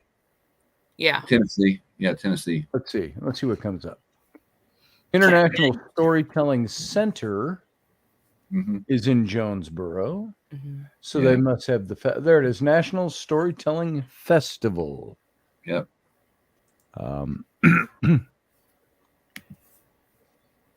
Be a good place to peddle one's books. Building a better world through stories. Yeah, some of those guys that are storytellers, you can be articulate and speak well, but you're a different breed telling stories. And some of them can tell some really tall tales, though. Yeah. I know they do around Halloween. They do like all the ghost stories and stuff like that. And we went down there one Halloween, and I tell you what, that guy, he'd make the hair stand on your arms the way he did things, and he moved his hands and facial expressions. I'm thinking, I might want somebody to walk me to the truck with a flashlight. This guy scared shit out of everybody. They said, "Oh, the poor kids." I thought, "Poor kids, my ass." And the Bell Witch. Yeah, you get here. Yeah, we take you to the Bell Witch cave. Bell Witch is far that though. Ain't too far. That's in Adams, Tennessee. Adams. That's several hours. Hey Google, how far am I from Adams, Tennessee? A long way. You are 332 miles away from Adams by car. 332 miles. Yeah, not a day trip. No. No, not a day trip.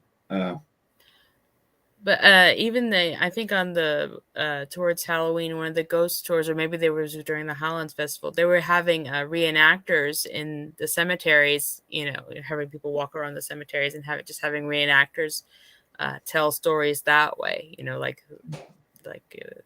they were reenacting the people who died and all that, of their stories of how they were, murdered or killed, or, war stories, or that was interesting. That was fun. But it's like I said, there's a lot of the story things around here. But I've heard you tell some of the stories of like the reenactments and stuff like that. There's some cool stuff that has gone on. Tall tales don't all have to be don't have to be nonfiction. They can be fictional too. Guys make up stories, but I could take a story and certainly embellish it and drag a story out for a while. Try to keep an audience with it. So hey, my attorney told me, she said, if you want to be in a liar's contest, go to court in Bristol, Virginia. She said, justice goes out the windows. It becomes a liar's contest when you go in. That's anywhere, not just Bristol. I'm like, wow, okay. I said, so what are you saying? Yeah. She said, no, I'm good. And she was. I was like, damn. You don't pick a good attorney, you pick the best liar when you go to court around here. Do you have something you want to contribute, Ellery? No, I just want to be in. No, I just want to be here. Where's the cookies? You should be going to bed soon. Yeah. And it's almost 11 o'clock. Of course, tomorrow's Saturday, but still, it's very late. So yeah, she looks like she's got another 3 or 4 hours, and her eyes ain't even drooping yet. You let her get started on those dishes. Yeah, that one's not her job, sad to say. But that's what I'd have her using her energy on right now. Hey, let her go mow the grass. Get her headlamp on her head and a flashlight strapped to the front of the lawnmower. Mm-hmm. Then I have my kids will come to me and say, Rowan said to me earlier tonight, Dad, what can I do around here for $20? What chore can I do? And I said, I don't know. I'd have to think about that. I said, have you gotten your regular chores done? Well, how about you pay me $20 and I'll do this and this and that. Good. Half of what you just mentioned are your chores you're supposed to do every day anyway. I said, that's not for pay. I'd say wash the car. For pay is above and beyond. So I remember I was talking to my aunt that lives next door, and her mom had went to work on the farm with them, and I was just getting ready to go home. I didn't know you got paid for work. And she's like, Michael, Be right back. Rowan took something of mine. Well, go get it. And And I asked her, I said, stand over there for what? She said, well, that's the pay line. When you get done with your day's work, it was basically was day labor. And she said, you go get paid. I said, oh, you get paid for work? But where we grew up on the farm, their rule was if you wanted to eat, you had to work. You know what I'm saying? You had to earn your keep. And getting paid for work was something that was alien to me. I didn't know that happened. my other aunts and uncles probably got mad because that one taught me the value of a day's work. You got paid a honest day's wage. Mm-hmm. And I'm thinking, no wonder they didn't like her help. They took care of all the free labor there. But no, it's yeah. But I was thinking, generational values. Because yeah. now we can't find anybody to work. No.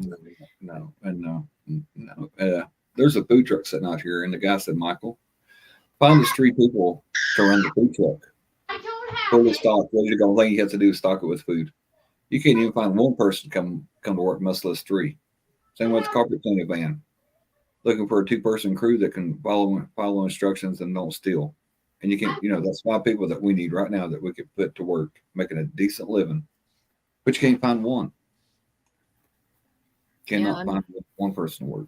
Even in our county, we only have like 2 independent primary care doctors in one hospital system, just servicing the entire county.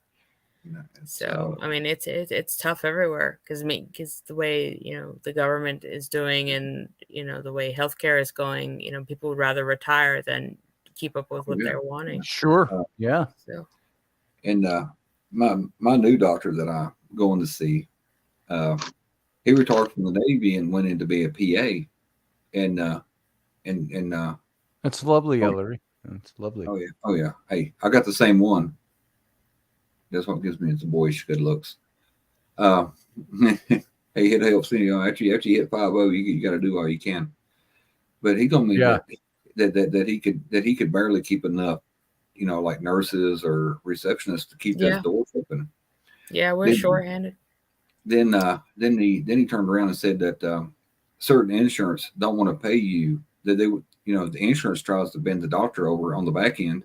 Mm-hmm. And say, look, we're only going to pay this much. They basically fall in line with what Medicare does. So I mean, it all trickles not down. much. And that's the reason when I knocked my partial out, that I finally found a doctor here. She's really convenient right behind the VA off exit 5. And she said, Michael, if you weren't an old veteran and spoke to me like somebody, she said, I'm not taking new patients. So I basically talked my way in the door because, she works 3 days a week. She works 3 12s and, it takes 4-day weekends. And she said, Michael, she said, it don't pay to take insurance anymore. She said, you had me at, when you said, well, Dan, do you take cash money? She said, you had me at cash. And that's bad that, because I called and called and called. When do you, she's like, Michael, try this one, try this one, try this. She's Googling it from the UK, which is really sad that you got to, outsource help, to help find a dentist to bolt your stuff back in. And every one of them give me the same answer. I've got 1 or 2 answers. 1, we don't take your insurance, or 2, we're not accepting new patients because what the insurance pays does not justify us bringing in another patient. We're content with what we got. And it is really getting turned upside down and backwards. Because, people used to come here for healthcare. And now people are looking to go to these other countries and pay cash for it out of pocket. I've been looking at the stem cell research for my back and my knees and shoulders from the Army. But you have to go somewhere in Central America and get an American doctor to administer it here because they won't allow it here. And I want to know when we become a third world country for medical and dental. I think we lost Field Guy. That's who just disappeared. Yeah. The alligator got him. But no, I was just wondering because, there's several people still there. But I never thought it'd be that hard. It took me 2 weeks to find a dentist that I could finally pay my way in with cash for, because she would not take a new patient with insurance. Wow.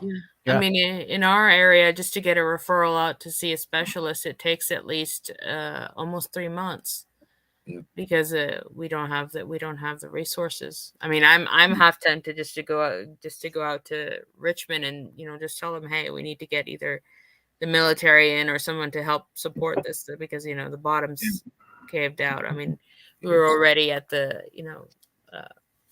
brink before COVID, and then COVID broke the camel's back, and the health care system is broken irrevocably. So, I mean, at least at our practice, we take every insurance and we try to do what we can with whatever given to us. Because I mean, it was like we can't even go on vacation because somebody has to work. Somebody has to work. Yeah. Otherwise, who's going to service this population? And the majority of population here is, like Michael was saying earlier, it's all elderly people, coal miners, who are on Medicare or Medicaid or some combination of the two. I would say maybe 2/3 of our population is on dual Medicare and Medicaid, and it's very difficult. And with the way the government was working everything, it they required everyone. 5 years ago, everyone had to say, okay, we want everybody onto an EMR, electronic health record, get onto a system. That's like at least a 20,000 plus investment. So a lot of these older doctors, they said, you know what, I'm not going to do it. So I'll just retire, and then they go out of the area or wherever they want to retire. Yeah. I don't know if sir ever heard. Dr. Brassfield is the one who put the cages in my back with the rods. And I know Dr. Brassfield. Yeah. And everybody loved Jim Brassfield. I'd known Jim for years. Yeah. And he said, Michael, he said, let me refer you. And I told him, I said, Jim, if anybody cuts in my back, by God, it's going to be you. He said, what about these younger doctors? I said, no. I said, I don't want them. And, I had talked to him, basically told him, hey, if I couldn't walk out of the hospital, I didn't want to leave. Yeah. And he said, well, and he said, well, I'll do what I can because, it was bad. Yeah. And I knew it was. Just recently with the healthcare system, the major gastroenterology associates, the major group, they just walked away from the hospital because, things are so bad. I mean, then, he did my surgery, and he got me back basically on my feet. I went back to work really, really early. And then and I was doing pretty good, and I called to get a follow-up. And about the time I called to get a follow-up, the lady's like, Evans, you got your letter in the mail. And I went out and got it. And basically, he wrote me a letter about as long as I need this little comment here. It's like, I'm 70-some years old. I'm tired of shit and I ain't doing it anymore. I'm going to go home and fish. And he just walked away. And the nurses, my aunt that lives next door, the nurses on 2nd and 3rd floor loved Jim. You know what I'm saying? He'd bring them candy. He'd bring them flowers. Anybody's like, oh, and I had somebody tell me one time, oh, he's on drugs. He fools around with questionable women. I said, I don't give a shit what his hobbies is. I said, that man, give me back my ability to walk. I said, hey, if he needs to blow off some steam, I said, hell, I'll donate to that fund. You know what? But the administration lady came downstairs at Bristol Hospital. Mm-hmm. He wanted to keep me for another week. Mm-hmm. She said, Michael, we don't have any more beds. We got to send you home for your recovery. I said, do what? She said, yeah. So the hospital administration kicked me out of the hospital after the doctor said, hey, Michael, I want to keep you another week. Do they give you home health at least? Yes and no. She'd come by and said, she'd come by, his right when COVID was hitting. And she's like, oh, it looks good from here. And I had another friend. She was a nurse. And she said, Michael, I said, look, my back ain't healing. She said, well, come by here and I'll look at it. And she deep breathing my back, landed at the foot of her bed. Or it would have never healed. Because, like I said, the home health nurse would come in and look at it later. Oh, no, it looks good from here. You're all good. Carry on. Yeah, I mean, even just the way, healthcare is being pushed. I mean, and the state is also, at fault because they initiated a rule several years ago that for a nurse practitioner, after they've been observed for, because when you have a nurse practitioner, that you have to have a supervising physician, to watch over them. Because there's a big difference in training between a doctor, a nurse practitioner, and a PA. A nurse practitioner and PA have 2 years of training versus a doctor who has, 8 years, full medical school and all that. So in Virginia, because of the shortage and because it's cheaper, paying a nurse practitioner has a lower salary than a doctor. So what they were saying was that after 3 years of being observed under the doctor, now they're allowing nurse practitioners to go on their own, to practice, which I think is dangerous. Because they don't know everything. I mean, and most doctors don't even know everything. But I mean, at least you have a second pair of eyes with someone who is more knowledgeable, had more training to looking over them. So that's gone. So and well, people, yeah, people are just being allowed to die. Basically. Yeah, and that's a topic all unto itself, frankly, that could be talked about. If places like YouTube will let you talk about it in any kind of detail at all. Yeah. Who did you see more during your last hospital stay? Because you was there for a few days, scared the shit out of us. But who did you see more during your stay? Did you see the nurse or did you see the doctor? I saw the nurses. And I tell people they always want to talk me to the nurses. I said, your nurse is your primary caregiver. She is the eyes for the doctor. Yep. And as you can tell, I was. And there's some of the nurses, and a lot of my aunts are what's nurses. The term for them, Sarah? Because you've got your finger on the pulse of this closer than most of us. What do you call a nurse she's not a doctor, but she's more than just a nurse, as people That's might either think. a nurse practitioner or nurse practitioner. Yeah. Because I've had a couple of those where there was a nurse. I think she was a nurse practitioner, and she was very detailed. She knew a lot of stuff. And the first thing I thought when I first encountered one of those was, wow, you sure know a lot of stuff for being just a nurse. They'll get both. I didn't say it that way, but I was thinking that. I thought, well, you know a lot of stuff. And I asked some very polite questions about, well, what kind of training do you have and how do you know what you know? And so that's what it was, that nurse practitioner thing. They're basically almost like when my doctor, who I'd had for almost 10 years, he left the clinic and hospital where I would see him almost 2 years ago. And now I see him again at the new clinic that came up in town. That's with one of the different, instead of United, it's now whatever, and Hudson ARP. Physicians. And so he, the doctor I would see in the meantime was a woman that was not a physician, but more than a nurse.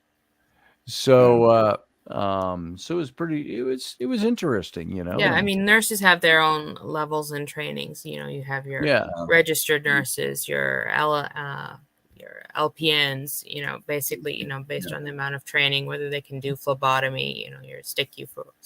And right. I mean, there's all sorts of variations on that. But I mean, but basically our healthcare system is going to be geared towards being run by nurse practitioners because they're cheaper. And it gives it even, to get into medical school, it's so hard, and there's only a limit. They only allow so many number of seats.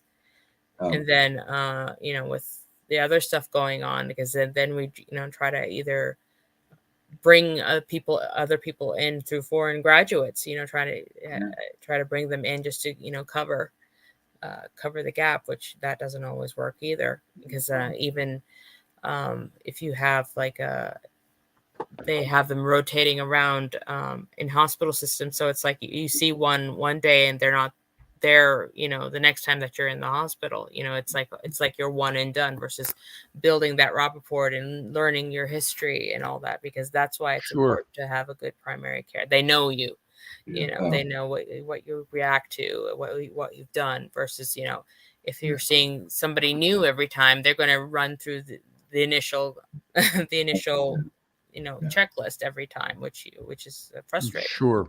And I don't know if Sarah knows. You know where the Exit 5 clinic is for the VA, right? Yeah. Right there. Yeah. My primary care, she's a PA. Dr. Short is really, really good. She's this little bitty lady. And but most of the time you go and you tell her nurse everything but the VA is more geared for your primary care to be a nurse practitioner or a PA. Yeah. But my PA that retired, he was a flight surgeon in uniform. But when he went to work on his civilian side job at the VA, he was a PA, which I thought was weird. But Dean was I mean, surgery is different than, you know. Well, I think that's what this it's different. woman I was seeing for about a year. I think that's what she was. She was a physician's assistant. Mm-hmm. So, not a nurse practitioner. So, you know, she was all right. And it was fine. She did a good job. I didn't have any crises during the time I was seeing her, but I went to the hospital one of those times while I was seeing her. And before we found out, you know, the wrong size stent and all that junk. And so, yeah, I see my doc. I'm happy with my doc right now. He's pretty good, I think. Yeah, until he decides he wants to retire and move to Fiji. Right. He's a younger man. He's younger than me. Wow. He's probably in his mid 40s. You need to look at the stem cell research for your heart. Because I'm doing my paper on it right now on the stem cell stuff. Yeah. And, you know, there's a whole controversy about umbilical stem cord, adult-based stem cells and all that. And I thought the more I read on it, I thought I can get past the ethical questions if it makes me feel better. You know, it's like, you know, but it's basically like the new fountain of youth. I think a lot of people would be in that same boat.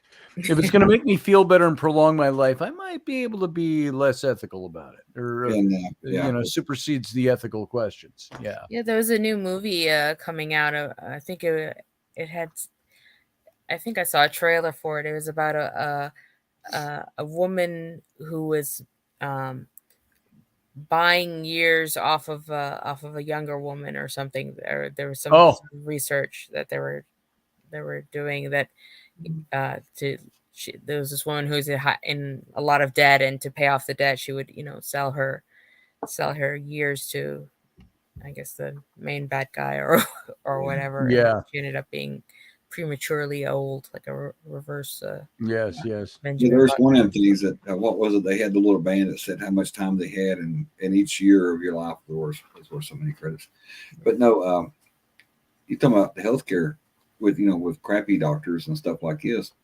I often wonder how haunted the hospital morgues are, because we did a closed down hospital in West Jefferson, North Carolina. And you want to talk about an eerie place? They didn't even have to tell me that was coming up to the morgue. I could feel it. Yeah. No, I mean, even the active morgues here, I've visited a couple times. The energy is definitely different. You know, not just the fact that it's usually in the bottom, the basement, type areas. Outside of mine, but if you get a chance to go to West Jefferson, there might be some topics in here that we can do. I'm going to be brutally honest and say this topic bores the shit out of me. Only because I don't know anything about it. We all need doctors. We all use doctors, but talking about this kind of stuff, I find, for me personally, I'm like, oh boy, this is a phone conversation. But if there's something here that's efficacious for people to hear, maybe we should do a topic on this on the show. We should talk about it. We should talk about these things in more detail.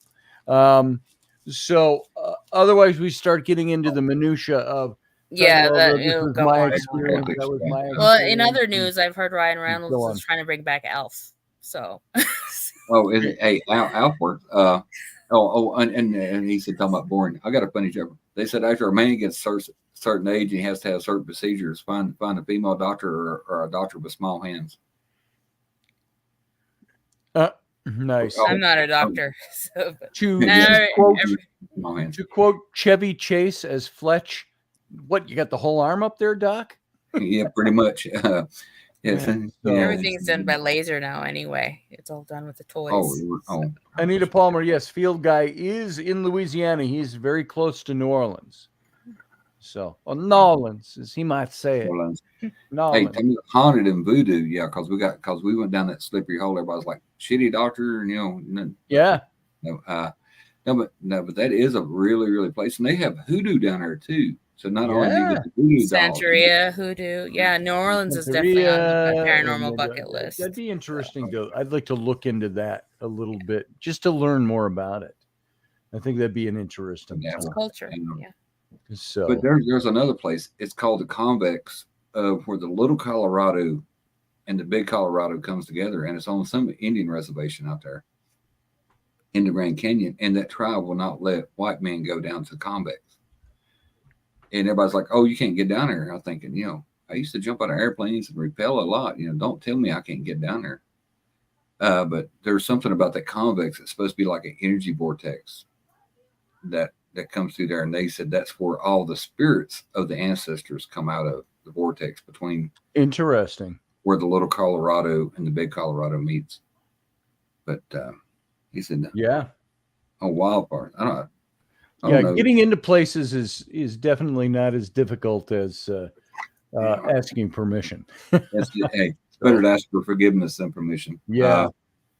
But well, I'm going to start wrapping this show up. Sounds like to me everybody's still awake upstairs by 11:15. Usually they should all be sleeping. You can guarantee that. I'm going to go hang with them for a little bit. And I want to thank everybody for coming on. It's 11:15 my time, 12:15 out east. And Sarah, thanks for being here. Thanks for all right. Thanks, guys. Contributing. I appreciate your presence. And Michael, good to have you here, brother. And, I was trying to keep up tonight, but like I said, I had a couple things I had to do for school, and that's all right. Yeah, yeah. Like I said, it's like the whole thing was about emotional intelligence and how it computes the IQ. And I thought, boy, I am liking both at 11 o'clock at night. Nice, not at 11 at night. No, but unless you're on the night shift. No, like I said, most. All right, Michael, I'll talk to you soon, brother. Good to have you here. All right, everybody else, guess what? It's that time. It's time for us to get out of here. And I appreciate you being here. I appreciate the time that you give me and that you give this show. Go visit my Patreon site. Come back on Sunday when we will have Sunday morning with Scotty and Rainey. I don't know if Rainey's got any plans this Sunday that takes her away. But if she's around, maybe we can get her to make an appearance. So all of you, thanks for being here. And we'll see you again next time. Live long and prosper.